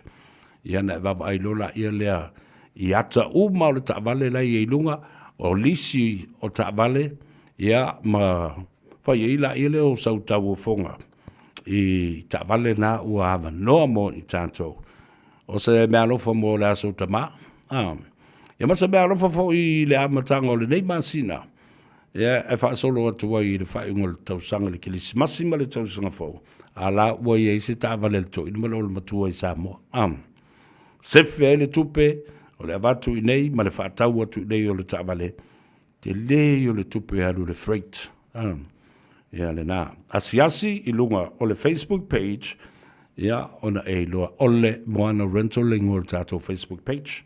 Ia perval au ia te vanga Pauniu Johnny Akau i le fitu ono lima o iwa lua. Fitu ono lima o iwa lua.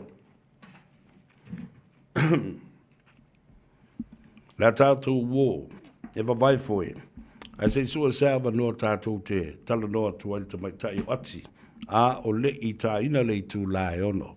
E tāpu ni alo i ai. Ia le loto awa le tātou whale tavale le Henderson Cars.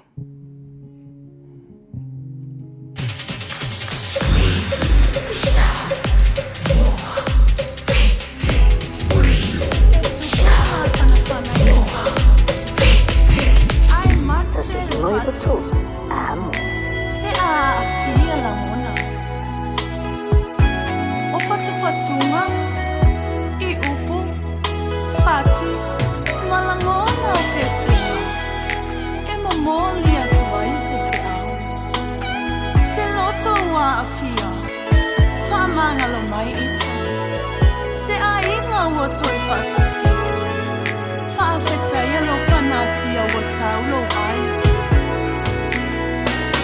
e tu manua ele tu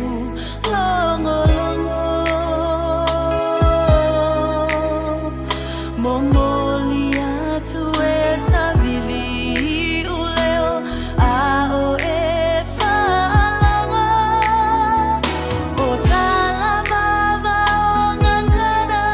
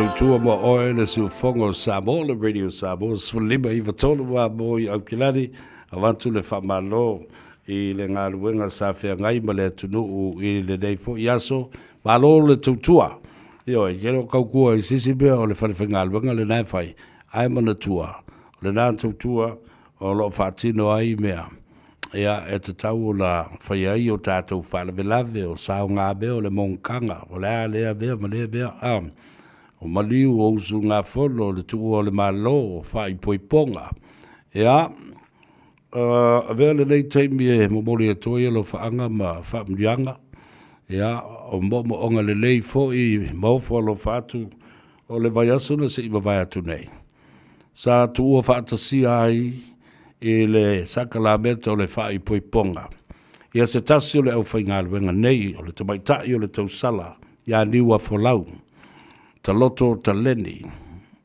ia po tua mafa foi le masani o nau tau sila sila matanga i mai iai i le maluo o le tae au ma le sunga le li au o ia ta waimeni ia whapena foi tau sala e to lua ai ona o le aso tolu a le whaatino ai ia le wha moe o le whaipoiponga le ma le tuu whaatasia o le tumaitai o tua mafa niwa fulau ta loto ta leni. O le aso tolu a le na whaatino ai i le tātou palota le na amata mai le pō le asfareile. O mai ai i le tā o le lua i le vave au. A le ae wha aunga ngase tuai ma le au whainga luenga. Ma lamba ane le tai au. Ia toi usu mai le ngā luenga. Le anga e te tau o na ia i le wha mapopo ina fo i o le whaitawina. O le palota ia le tū mau se i o i le asunga fua. Ia, o te le ale mea maranga ngau sa maranga su. Ia au o misi ai le aso whaapito si o mātou tua fine ma o le wi i fo i leo le au whainga luenga. Ia, ai nanga le lei i ai le tua. O le ali i na whai poipo atu i ai ma mafuta loa ma ua avea i o le ainga e tasi ia le fionga le tumaita i a niwa folau. Ia po le fionga fo i ia tua mafa. Ia o le susunga i le li i whaife au whao uina mai whangaitua i tutuila. Ia o le la ua mai a ia le sauninga o le whaipoiponga. Ma o atu ai lava ma wha ma mai atu ma ngā i loa i le langa luenga i tuila. Talo whai. Au whafonga mai le tua whine o le pepe fo i leo le au whai ngā luenga. Wa ese mea tau ma upenga ua wha upenga i nai oe e le tātou tamai le langi. Wa o mai ia le li i whai wheau. Ma wha mal malama i ate oe mau mātua. Wa ta lia ai le wala aunga.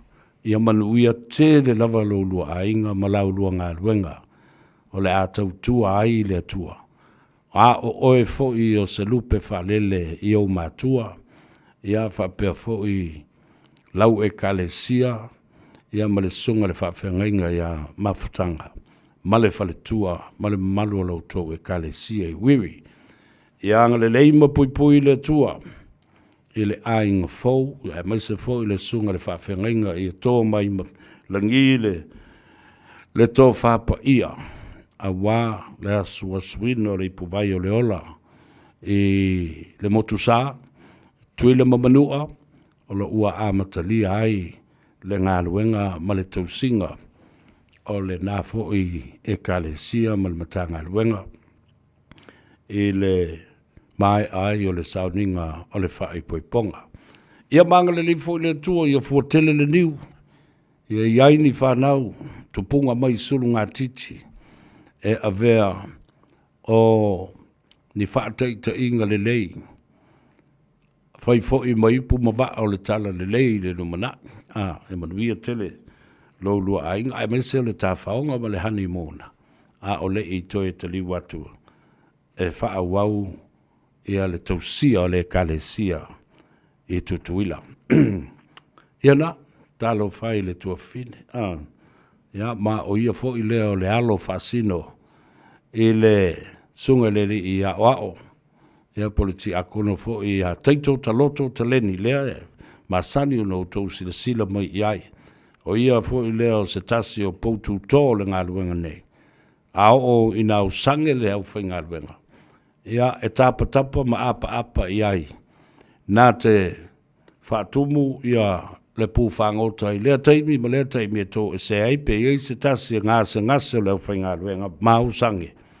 Ia o le whionga pole sunga leri ti akono. O ia lava lea. Ia e tua iai le ngā luenga. Ia nā te sui le sema I le te leo taimi.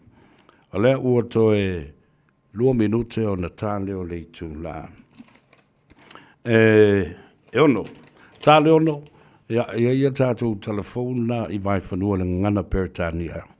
E te mana o lava e tā ina ia mawhai fo I ona sila fia. E tele mea tātou talanoa ia I lea tunu ma lātou porkiki. Ai a o mai New Zealand. E te tau fo ona tātou malamalama. Ia, I mea o lo tutupu. I te tonu fo o le reia tunu ua a vea mainga. Lona lua o Samoa. So we must know the things that are happening within our own backyard because it's important. E tāua tele. Si wawa ia kuka ko news. Nā lelei.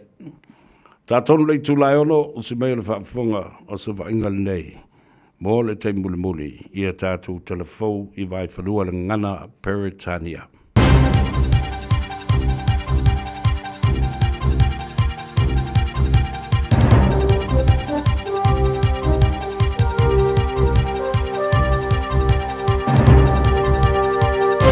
In this update, details can be revealed of an investigation which led to a former Deputy Police Commissioner facing charges for objectionable material.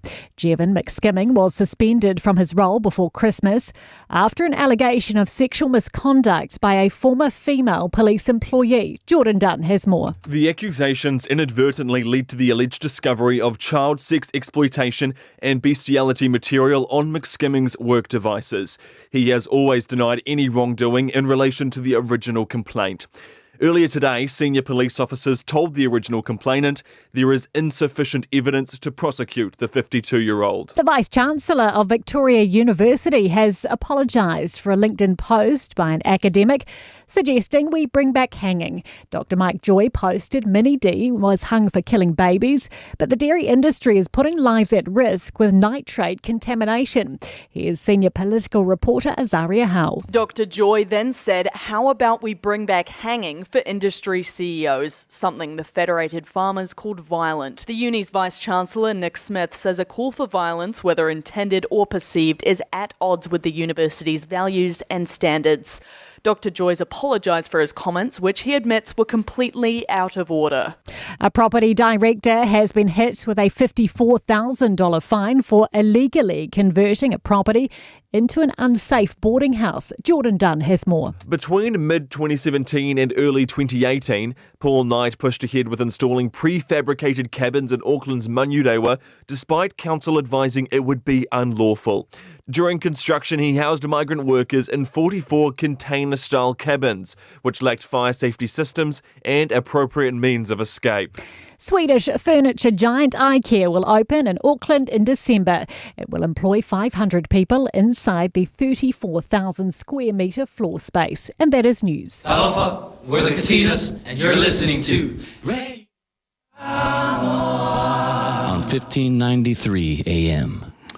Olo e whafonga le tautua mo oile si ufonga o Samoa, le Radio Samoa, sulima I vatolu a moi au kilani. Whamalo ngā lue, ele ngata I nā I le company o le Solo Plastics I Rosebank Road I Avondale. Leo wawai atu o lo whatasi mai ele sunga le pali tele. Tole o foa, la uli ngā toloai. Maloli le ngā lue, whapelale au whai ngā luenga a toa lava a le Solo Plastics. Whapefoi. Le au whai ngā luenga a le Westpac branch I tonu o St. Luke's. Talafatu lau fionga wha mausili vana La vea ngā toloai, ia ma le au whai ngā luenga, alo, vai, o le ale me ko ki wha longo mai ai, ai le whai wha le ko ngā luenga. A talo wha tu sunga le lilo ia. So alo, Irvin la vea ngā toloai, ia wha pia fōli tu mai tai lo ia, le whionga po le tō wha fō ia. So alo, Priscilla la vea ngā toloai, ia, malona ngā lulue, i le mauta whamasino le nei aso, moi sa luanga le lei, i nisi sa taloka aku, i ni whawhita uli, mani soli ngā tula whono, ia ma iai ele whapea ua whai atu fo, lea, ina ia whasau loto, ma ia le, ia whaia, ia whinaunga o le tula whono, i le alofa, ia whapena fo, i ma le tangai i le anganga o le tangata, o tangata, o lātou soli tu la fono, ia ai lātou te le, o mālama lama fo i pēr o le a, le mafuanga nā lai o na soli tu la fono. Ia, tawia ina, ia, anga le leile tua ma fo i le poto ma le mālama lama, i whinaunga wha le tu la fono, whapena fo i, whatalo whatu le li loia le sunga i le. Sayuli, Marion Lavea, ia, malo, le ngā lulu le rei aso, au te loa uma, au tō ngā lua ngai whai, o wai tō tele lo ia mātou te sotai. Ia, malatou malama le lei ia te tō, ma o tō tiute. Ia, mai e fwoi li poti le lei, mita ai, o le anga le lei o tātou tangata o lo tō whairai, ia ma whai ei o tō, ma whangaina le nā to mai, whaapitoa. Fesosoani whinaunga whale tu la whono ina ia whasauina foi, ma amana ia le ai a tau, a tangata uma. Pe soli tu la whono, pe tu ua ia i se soli tu la whono. You are still innocent until proven guilty in the court of law. Ja, ta wole nā, le mānu lama le tu la whono. Whatalofa i lau whionga i le ngaftasi, ia po lau ftelenga foi sunga tui sa mau foi maono fata si ale ngā ia whapea foi le whionga le whatua ia le au pepe centenary le walongo atu oko kai kere o kako asu whanau e whaia i le asto na i asau nei malonga atu le ngā lue malo foi le tāpua i mai i whaiwa o whawhenga iai fo i male atunu. Le tātou o tale pese lea. Fo i mai, toi sa ili tā sia se awaloa mōle te mai tai. Ati mai le tātou whale tā vale o le Henderson Cars, ai a whai le maua. Wha maua i fo le numera lea. O varu sa lau, fitu tasi, mō le Henderson Cars, mole te mai tai o ati. Ia, o le lātou tuatusi, se lau iwa sifuma le whā, Cavendish Drive,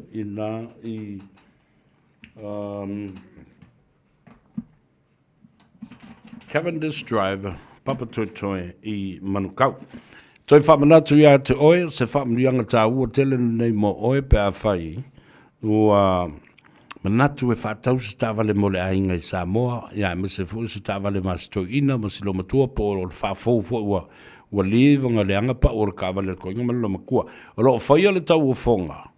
Ia, toi whatau atu ai tāwale ale company o le Moana Rentals i Samoa.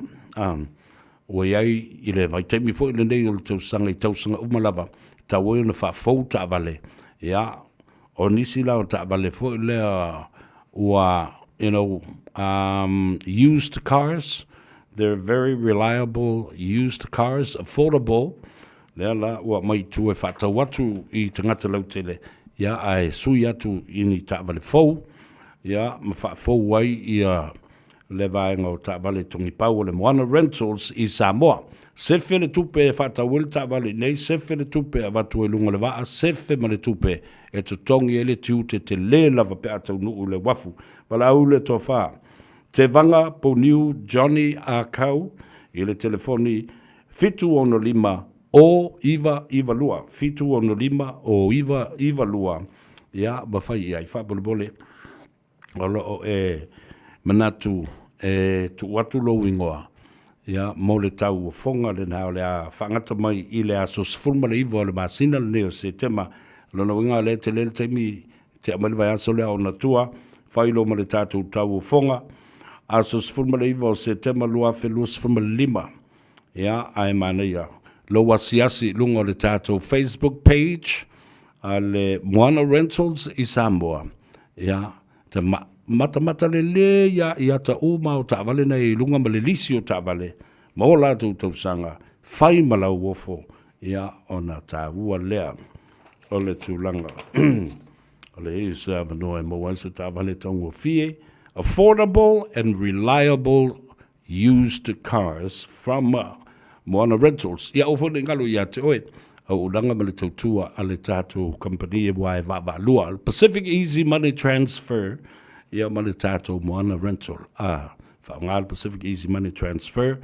E la foi lau tupe. E te tau nuu i Samoa. Tau nuu lau tupe. A tau nuu o te foi ma le tamba le teine. O le Moana Rentals. E vatu le ki. O le ki o lau ka vale. Ia la tātou o e tāre pese. Vai i ei foi, i le manava o ngā luenga i le nei foi. E whiawha whtai pari tele la uli ngā toloai, mā futa mai, o Princess Nimoe, Rosalia, ia whapea fo i nuu sola, ia o inisi olo mā futa mai, i le temil nei. Amelia Mikaele, talo whalava mālolo sa i fumanuia, Asomua Levi, ia whapea fo i ia Laupapa Junior Timo, Aftai le mafuta mai, him, kalo vai mai volingo him, Peneuro, pisa i malo, fa mai savea. Ai le mana umia la ele au kuko kasi ia le oe, fisilingia le tofa lato i tu malo, po ofea le pati e lango iai. Awa ole i tu malo na tutu mai ai. Ia le la watu lutali o le mata upule na. Afa pea manatua, ewe ia o lai ei tangata o le tūmalo, au tangata nei no mai tutu taito tas, lona winga, ei alea ia te tau o le tangata la tau ia, langa ele o ia, o se sui fo lele sa vapea o sa iei se pati, po se vaenga vapena, sa iei se la tau mandate, po se manifesto, e pule a ia pe alu le tūmalo, pe alu i o i le pati whai o lae manu malo, au umona o avatu o le teimile na. O le tangata tutotas, ia, e tutotas ia i malana ia tap.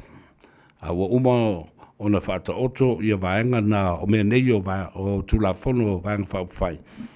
E le mana o mia i lato e whau ai se malo, ai mana o mia. E teimi o le mana onga of the demand, and there is a supply. Se tulafono e te tau o na suia pe te wina pe sui ei le whawai. Ia o le mea lana nai mnau, mi ei le whainu mera. Ia o le tali atu le nā. Ia, whatalofa fo i le sunga ia Jake Marcelino, my absolutely right. They'll never become any leaders of Samoa for the next few years. That's when... You know, if you are forced to take a challenge in the court without any sworn-in affidavit or any solid proof or any evidence of bribery or giving out money during the campaign. Pea whaile nā. O le atu lei oi te alu e whaile whaamasidonga e me whonga le ngiau mori mau le ini me whaamau ni ai. Ia na e kangi e lola ia lea, kele me o le kongi o le whaamasingonga e ongo afe. Ia koe kongi malolo ia. Ia, nāla ia. O le ke whaia inga i le whainga pāloka. Ia ngofu leo le chapipi, ai whaasala o le whaamasingonga, ele me whaia le e toi tau wā, mo le si pae inga. Ia ma le si pae inga pēa whai o matua onga tele le tūlanga le whaamasingonga. Male ino le whaamasino ia te outou le au mai o nei mata upu e whaalu ai le taimi. Alu ai matupe ma outou. Wale o loa e whaile whaatautonga. Ane nā, lai whanangolong le lei mea lau li. Au te ofo tui le epa. Ia te oe lau le. Maanga whangafa. Ile wala au atu le atunu. Uma whai atu. Ile matu o lo soifua o iai nei. Na te iana o toi wa ai iana po. Ile la unga le api ati po And what I'm saying this, everything that comes from Tule'epa's mouth spells out hatred, jealousy. E saua o upu lava e au mai ai le whaolo atua. E ita, e tōta mai, e whalii, e loto leanga. Ma tau mawhai ai lava.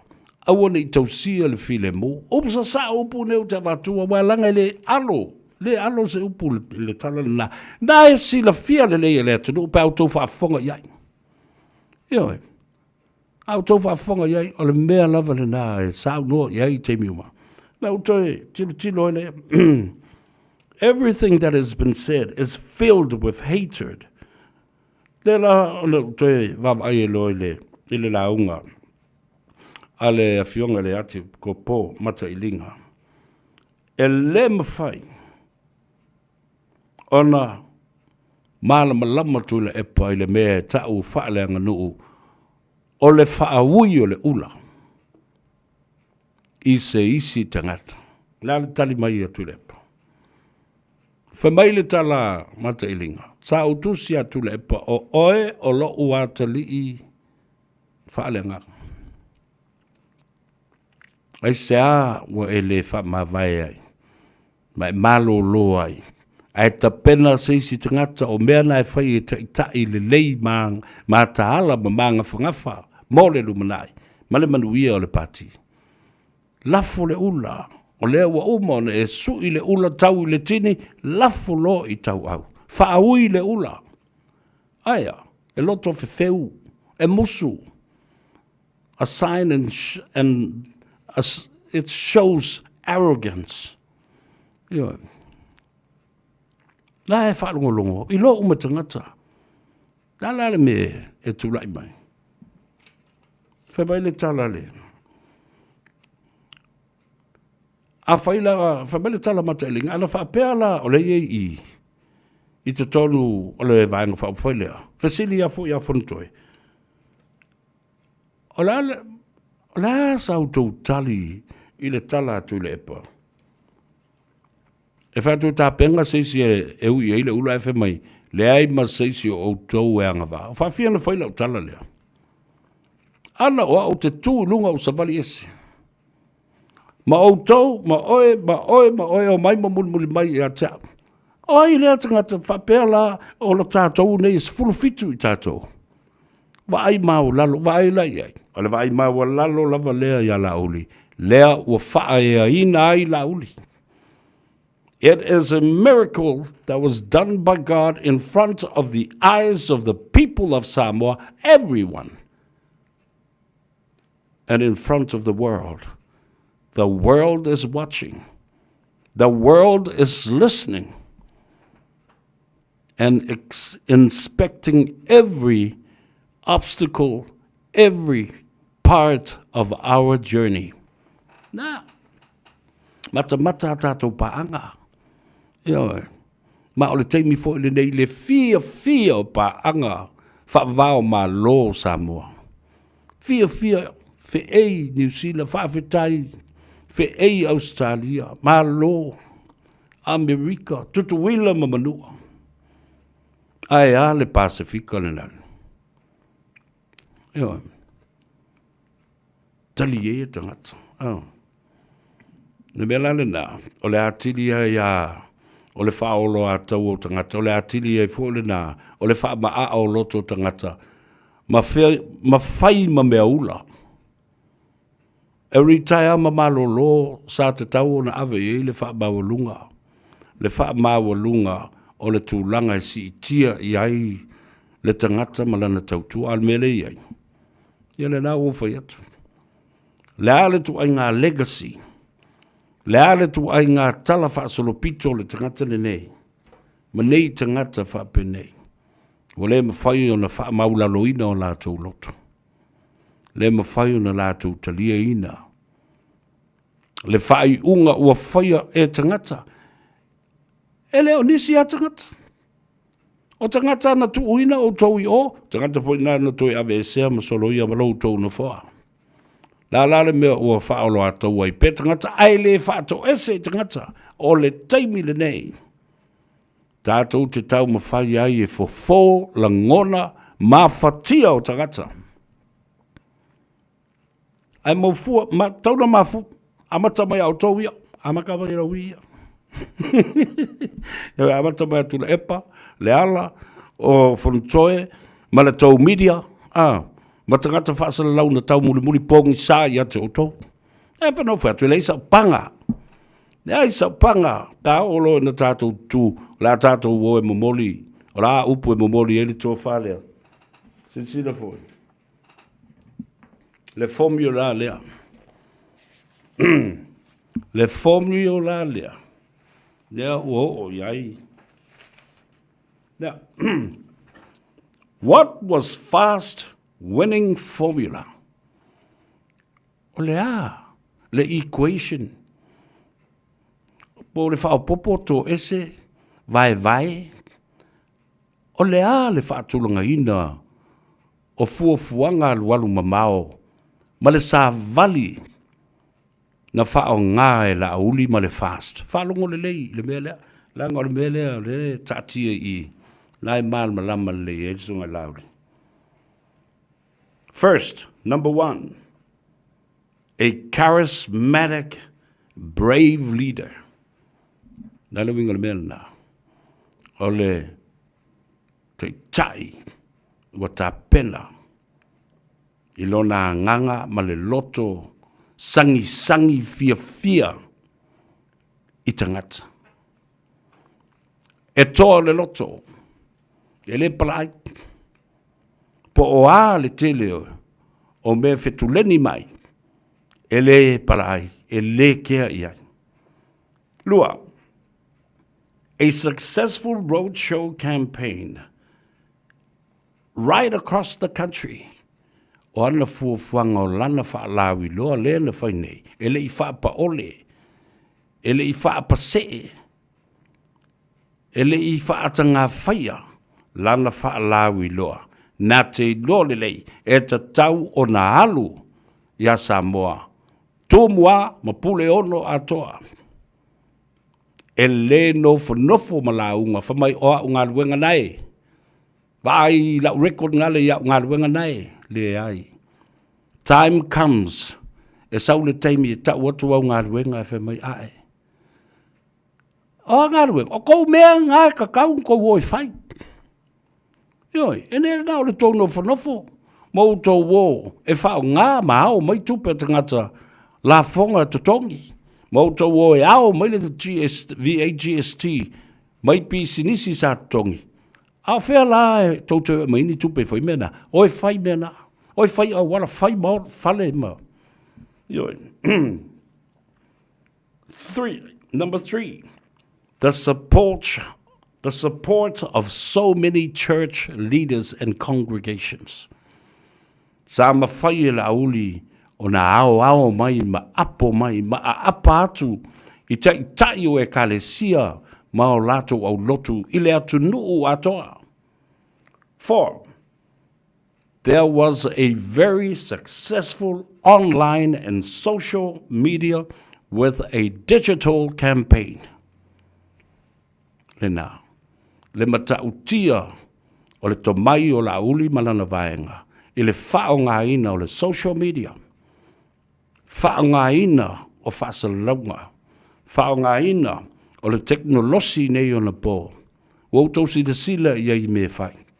Pe apu e ina ata, ma mea whapena. 5. The support of the media personnel. Le lei. O le sota inga la uli, ma tangata whaasala lau, e iai anga waa ma to mai e momori el sa vali. Popoto ia. E loa whaanga upu, e loa aikia, e loa metotia. O tu ainga ngana e whaonga, e ngausi ai le loto ai le whaaleanga. Awa le tele ana le media, a tu le epa malana vaanga. Na o le whaaleanga, talepe. Whianga uia I matia I le ala, o le ala le vaanga le si, le vai. Whaamal malama I le atunu le tu la fono, ma le awala, e ngausia mai e le loto le tagata. 6. The support was overwhelmingly, both locally and 27 family sectors overseas and around the world. O le poto lauli, I lona winga tau safia, ma lana tau anga whau, o lana saunoanga, na I loa le lauli, ao malu mai manongi o loto mawhina ngalo tangata, e le ngata I Samoa, ai whapena a inga e luas fulma le fitu whaalapu putonga, ile lalo langi atoa. Lua se fulma le fitu a inga o le whaatua tua I le atua Samoa, ile lalo langi atoa. A inga na, e le aise a inga, I lalo wale a inga sili na tōtele, o nei au kilani na ulua I whanau e ale a inga le nei. I le vai tau, tūla I maile I atau sa veo le whailau tusi, ma le sui tei whono, o le a inga mua lava le nei. Neua o vātu, I le lua hafe tangata. Ia so oilo maisi a inga I lua sifulu ono rio whaatula I mai nei. Ia mana tuala. Na ua tū lo le malo, o se e lo, se e whaatuangalo. Lafo le ula, ta pena le ula. E tō isi tai le wha wau lava. Lo na wha mnia ina, langa le leile tāpenanga, ma le wha vai ina, o se a inga mai le amatanga. Ioi, ia la ua lafo le ula, wa wana sui, lea lava lae wha wau, I le taimi le nei. Oh no. The unwavering support for Lauli Maliatoa to bring an amalgamated people support. Le poto Lauli e au mai whaatasi tangata. E le ngata I Samoa o tunu I mamau. Fitu, the strong dedication and commitment of the supporters to believe in Lauli's organizational skills and people skills and his personality and acknowledging people. Ese le tāua o le mea le nā. Tasi le a upenga na whaonga e Lauli. Le mawhai e le maua sesi o Lauli I le o. Whatu Lauli I le whaas, le o amata mea tu lepa. O le winga tau tamali ma le saafi afio o Lauli. Na mawhai ai o na ngausia, la ngona o tangata, e ngā ngau atu, lātou te lango, ma watu lo lātou wha maoni, e whasosoa ni ai, I so se mea e sau noa I ai Lauli, a wā ua lātou talitonu I ai, ma wā ai I ai, I le se senga le fast food tau sanga ma le whātau sanga le tūlai mai a Lauli ma lana vāenga. E le ngata le nā, au tau a tangai I beo o anga waa o tāpenanga, anga waa I tāpena I se mea, mea le tau le whapertania, organizational skills. Lua, people skills, o lana ngangana, o le tū, ma le anga, o lana ata, o lana whaatalofa, his body gesture and language, e te langona I ngā, le atangia ai o le lofa ma le mawhanawhana. Ai le ngata I lea. Acknowledging and respecting people. Whai mai o lona mana ia, ma lona whaaloalo I tangata, na sui ai langona o tangata, ma tau muli ai, ia la auli, ma le mea manatu ai, o se mea le leie te tauna whai. A mana ia, le upu e whaatawaina, whaaloalo I tangata, amana ia tangata, alo lofa I tangata. Ese mai meo le whaasausiri, ese mai ma le lau o le tataa, ma le ngā oi, ma le ai o ni lumanai, ma le whaafefe, a le whaia le mea lea, a le mai o whanua, mana o le whanua, a mai whanua, a le ai, loka o el kang malala. So you see, boys and girls, lena, o le launga le nale atau, tau te whaalongo longo iai, I le formula na whaonga ele te malo, ele I maue o. Le I maue oli. Wai lo le le I tangato lala na le ina loto le ngaina le tamalea.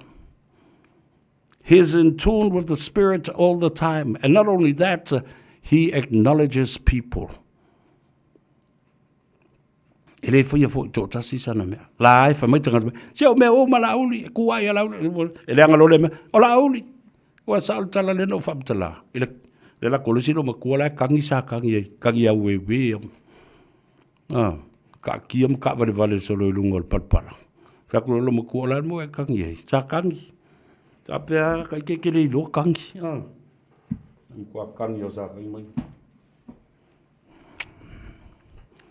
O se me lo fai lo ri o tu le pa mala tu va lo o fao mai la o na va ave malauri fa ko me lo o fao mai ya me ave malauri fe mai ila le tu mai o me o masa masangin ku a ye kya so se me le anga tupu mai o sa kang o ke fi ale me la le o fai le o ave o ya la Tala lo matua. Na la le wingo lo tala. Amai. Na so se me le anga fai ku nga ia la uri au le koe kua ia mai ia kia.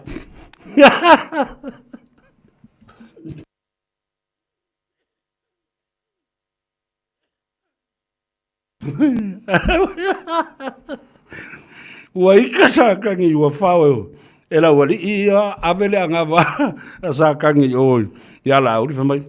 Au le malia.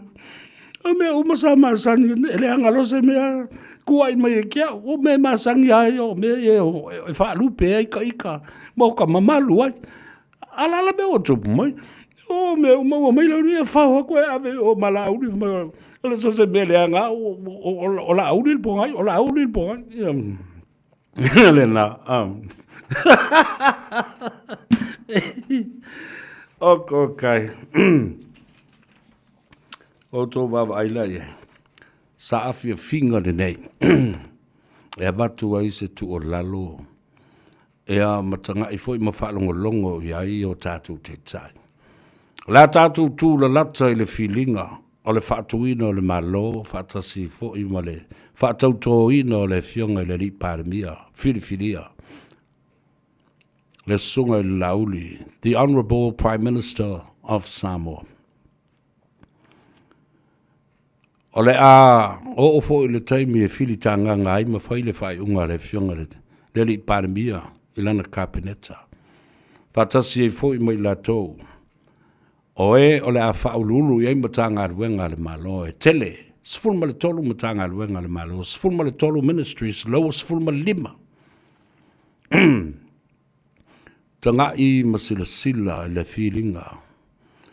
Masani no fayatu ya te utolo pulea le PSC Public Service Commission. Lea o toi fo i mai le malo tuai a o le amatanga fou. Wale toi alo vaa fatasi malesi vaenga le au vaa la ua tuu le sambi. Lea. O tau o mau ele mawhai o na fuli. E o mai whai ngā malo fau lea taimi masui atu, sui mai ma. A o tau te tū mau pēr. Tau te le whai mea whapito. A ua oe se atuale si malo. Wow. Kou whakamala fwoi o kou ia o kou whaia inga ema kou. Ai o kou koe. Fasanga mai fuma fai mingi kongu ya mako. You're out of the mafala. Uleo ko ise power ya oko. And that's exactly what I'm asking of you. O te talo malenganga fatawa na umal fa'aloalo ya te o CEO, ACEO, leo fai ngā luka uma. O matanga luenga ese uma leo. Mai fai a onga se i o leo. Se i o. Vaenga ese ole malo. Fo mai, tamai tai. Mali tausi soifua. Whapena se langona.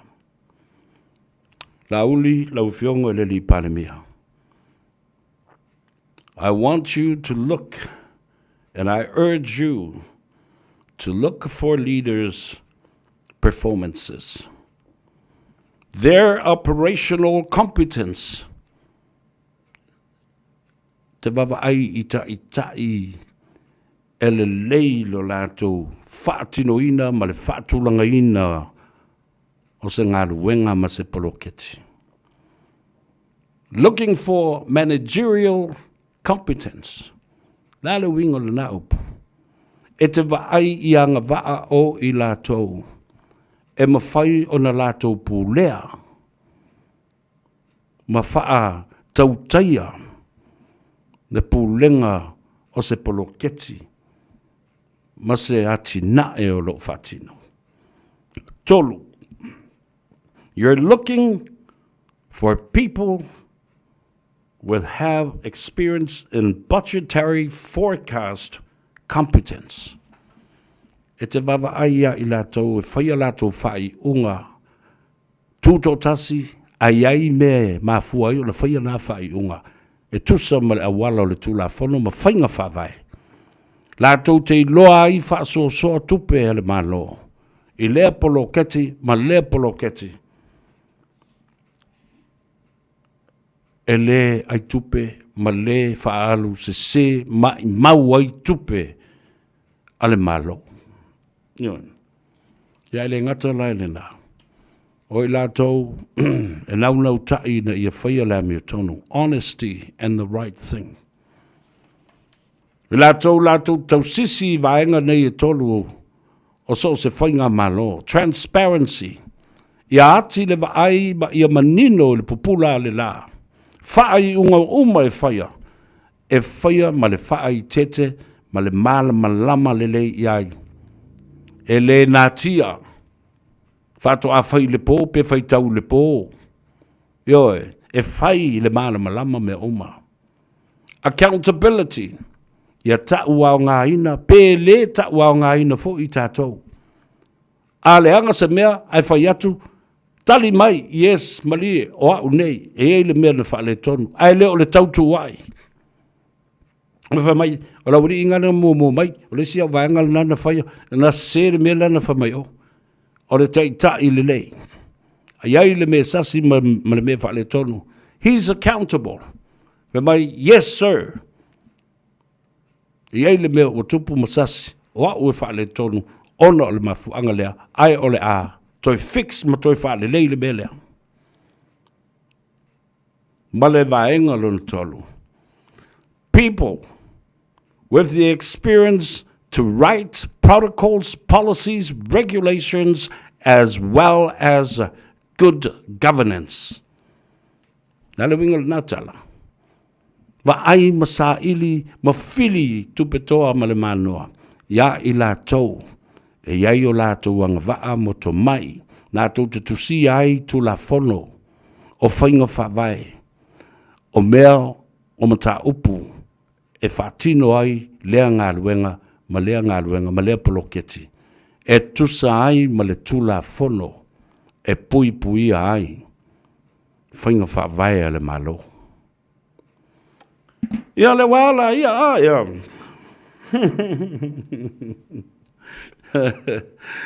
Anafi sa o wangiangi e tua I le mata upu o tātou voting system. O lewa tau o na toi tilo iai. Ai te o baba ia tu. O whatala noa mai e ana le la ia le sunga I le tui whasina. Le komisina o whainga panota. Me o ba ia na utala noa ia na nafi. Matalatu ana nafi. Le ana sa ua. Ila sauloanga le fionga le komisina o whainga palota. It is the voting system that we needed to re-look and revisit. Aisia, ona o le tātou matai system. A whaila lena a mai e la wali I le fia tausanga se fast full tausanga wa tuana I atu.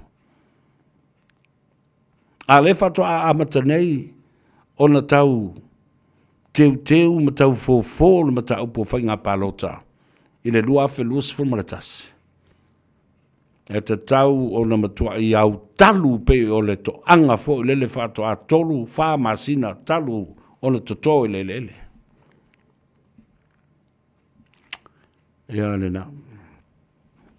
We need a voting system. Nau mai atu le whainga panota le nei. O te tau o na toi tilo I seisi komisi fau. E toi sila matangai. Ini teu ngā. Mole anga I luma. Awa lava ni toi e tātou toi whaitawina ni palota I le vai aso atoa. O se mea mata ngā ma le māsiasi tele. Le whā se furu mon tupu tau sanga o tātou tūto. Tasu ono se furu. A o lea lava. Tātou te matua. Uli waa lava. E tusa ai ma le teknolosi ma le whaonga ina. This is the digital time. This is the era of digital and the technology. And we are still far behind it. And look at our population. Wawa ai le tātou. Tira sila le tātou. Whaitaua whai o tātou tangata. Ele ato se lau wafe lea na whai ni le palota. Ai fia vai aso ma aso o whaitau. Tui titi lua vai aso o whaitau. E a New Zealand, 5 miliona tangata. E o ma nei las whalele ma las tona i nei. Tā le walu na nei. Wa vili mai a Christopher Luxon. I sesi congratulations. Labour. Congratulations, Winston Peters. Ai au. Ele piki e lunga ke le fongi. E vai a koe whai a inga e whemai. Ele kako or whamsikonga. Se ia mara pio pio ngai mea. O tō whalongo o whaini mea whapena i nei. E se le mata ngā. Ioe. O le mata ngā ia. I follow along the media lalangi and look at the national, international observers. They're no atune. Election observers from other countries, even the United Nations. Look at the aftermath of the interviews from the leaders that have lost it. Milo, there was too much bribe. There was money being distributed, dispersed all over the place. And reports coming in that they were exchanging money. And what a laughing stock. Yeah. What a laughing stock. Samoa has become a joke to the eyes of the world. I wingo te tai nei. Matangata nei. Wa le mawhai ana lātou. Tāo whiofi le umaya. Wa fia pāle mia umatangata.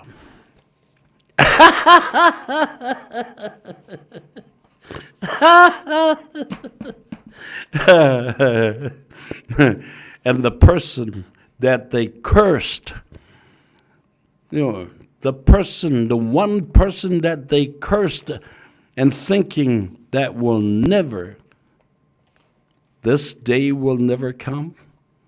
Shame on you.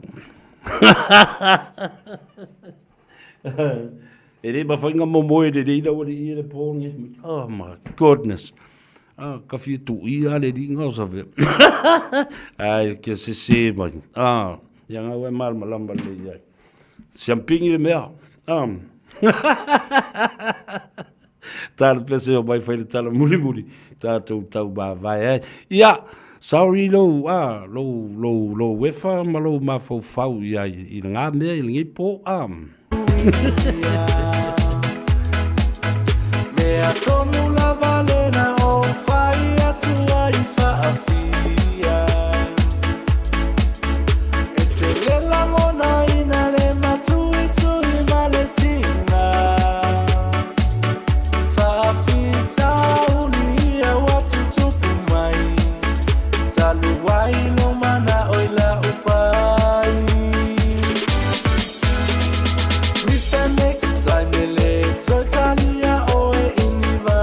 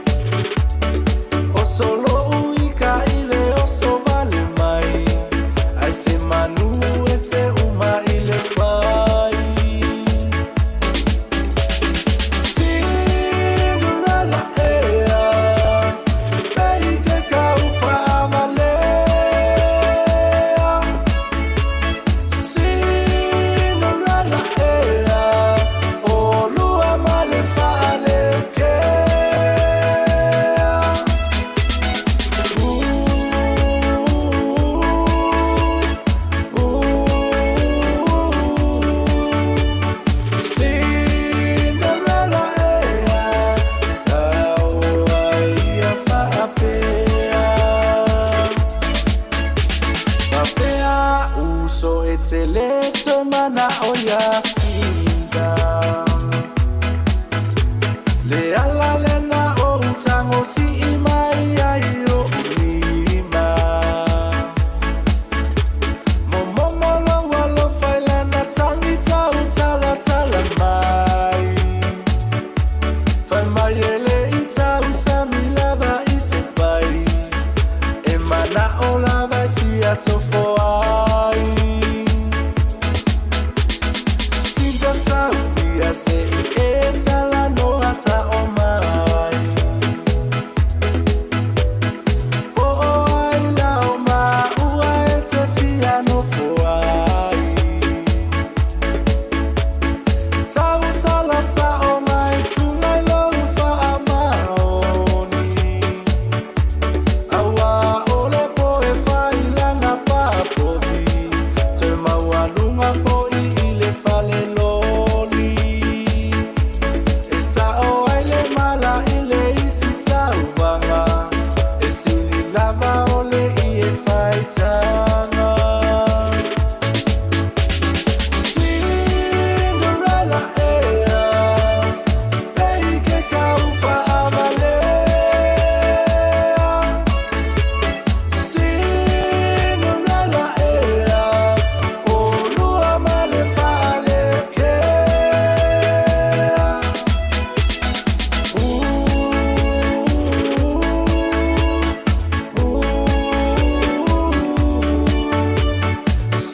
Cinderella ea tau ai a whaapea Cinderella ea tau ai a whaapea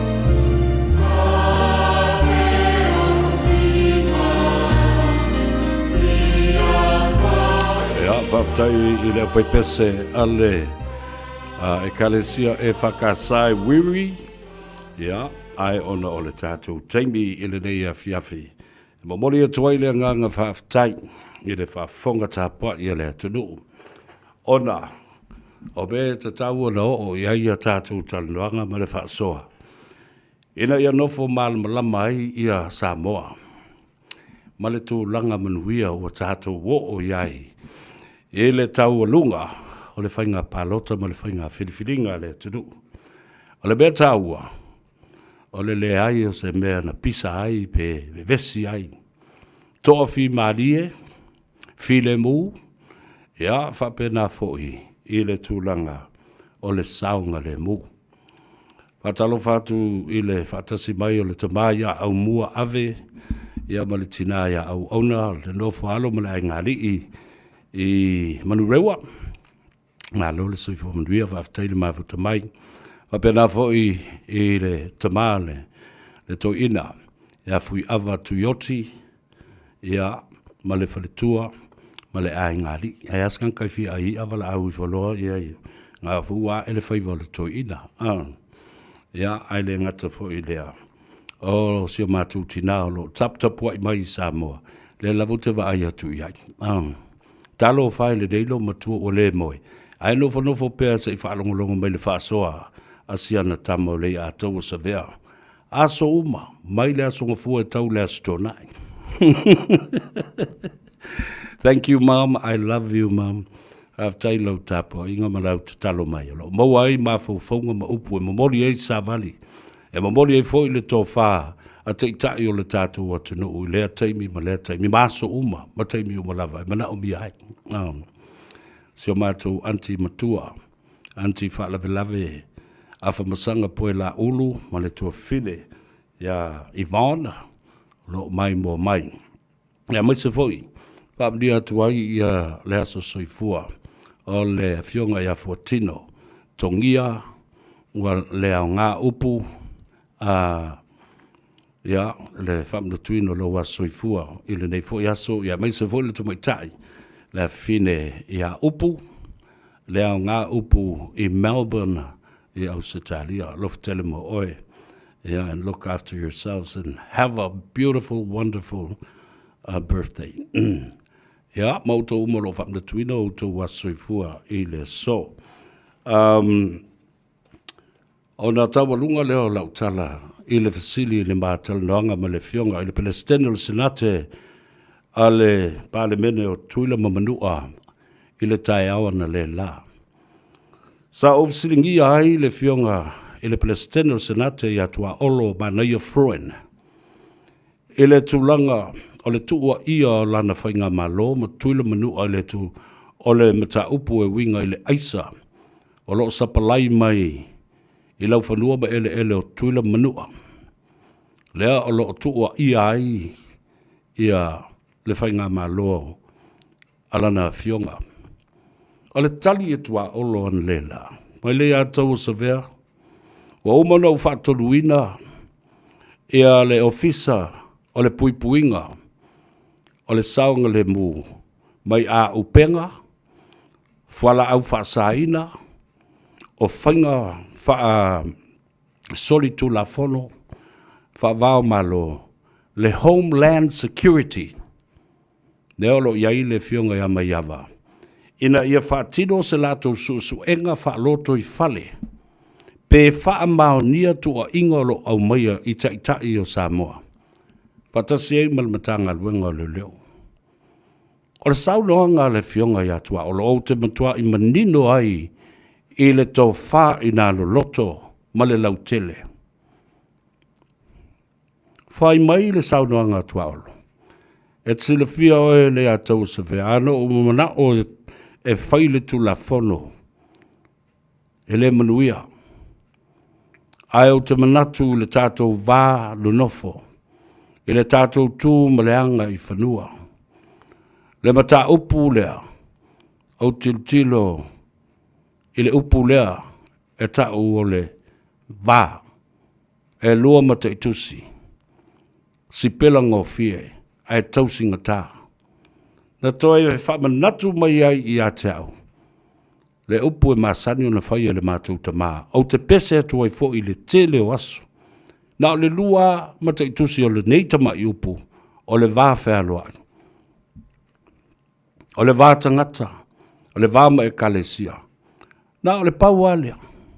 Ai matua ma lepe ma masofa atoa i le whale li o Samoa. So se maftanga. O le upu lena le fionga i le Palestine ia te uon le la. O lo uawa atu mo lo ufa aloalo. Leo o ufa atunui nai. Le land security e whaile la tau su e su enga. Wha aloto i whale ma maini li poti mani wha mauninga po anei tu na inga. Au te le mana o e sofa le vāna nofo o malo e lua. Ia, Whātu lala lo talutunu mai e whaipea le susuenga ia mātou i nei e pui ai mātou ai e lon talutununga e whai lava e le mata ngaluenga ia lātou ngaluenga a o ia manatu le wā le ala le nao lona ia le whao ngaina o le tū la fono wha wao malo e whai ei nei nea manei susuenga o whapea lau tala talo whai i le o e tō wha ta mali o le tō wha lofa ma le tō wha fo i lea wha tupu. E le manatu ai i ia mea. Mai na tala tonu e mwhai e matanga luenga o na fo ia wha whita auli wha penei. E au noa ma le tau o mai oni i tūlanga wha pea. Ia, o le tala le nā ma le saunoanga le nā. Le le whiunga. E le pelestene o le sanate o te whaftai i fo i amuia. I le ea avanoa. Ko mau ai se avanoa he tala noa ai ma whaasoa ma lea fo i te mali i ma lea fo i tupo lea tunu lau i noa ona o le tūlanga o lona wala aunga o se te tai e alofa i ona fo i tangata ma le vānu nofo ma Samoa e lua Samoa i sifo ma Samoa i sae ia lofa mai le tua vai lo tusa so tātou manuia o te whaasifo foi ia ma tu atu i lau whautanga. Wha matua tausi. Ia. Oi nā.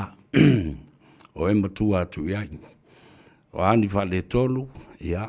Matua atu i ati. Oi, asua te fo i vai malu i poenga. Wa bangalo le atou se vea tātou whainoa i le asua tai au. Tā walunga i ai. Se vai vainga ma se au unanga. Ia e maise. Tā wau whai i fo i se manatu. A wā le whainga whiliwhilinga, ai tātou te le i o atu le astonai. Se i paru le sualofi o le atunu, i le tānoa awa. Mamoli ai ipu o le tai au, ai awa mua le tua. Le atou sa vea le ne alofa tele mo oe, ia mai se o tau tamam tina mātua, tupu mai o le atunu, tawha e fio le lalulangi, ia mai se le au whainga luenga, ia le tua ma le lātou wha. Nono ngā manu, ia maduia tele le nei a fiafi. Le sifi pō, lungo le ala tele, ia, ai maise, tali ngā sua, osi ngā taulanga, ma whai ngā malo longa. Samoa, o tala nā, ma upu e winga i o tātou tangata le nei aso. Samoa, those are the words and the stuff about our people of Samoa today.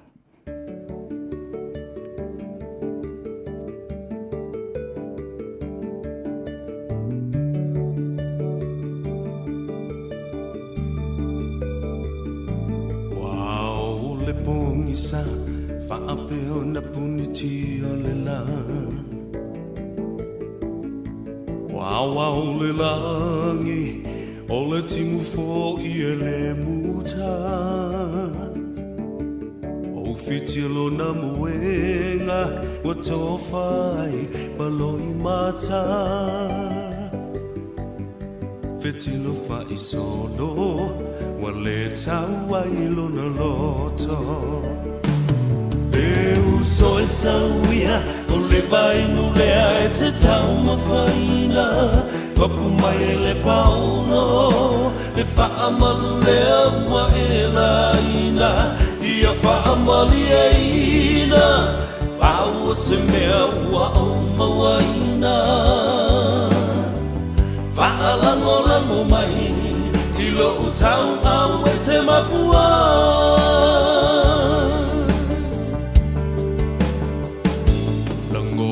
le fia ai se fulu se nese i whaalawai a o se ato whangu pela vai o se papa mafu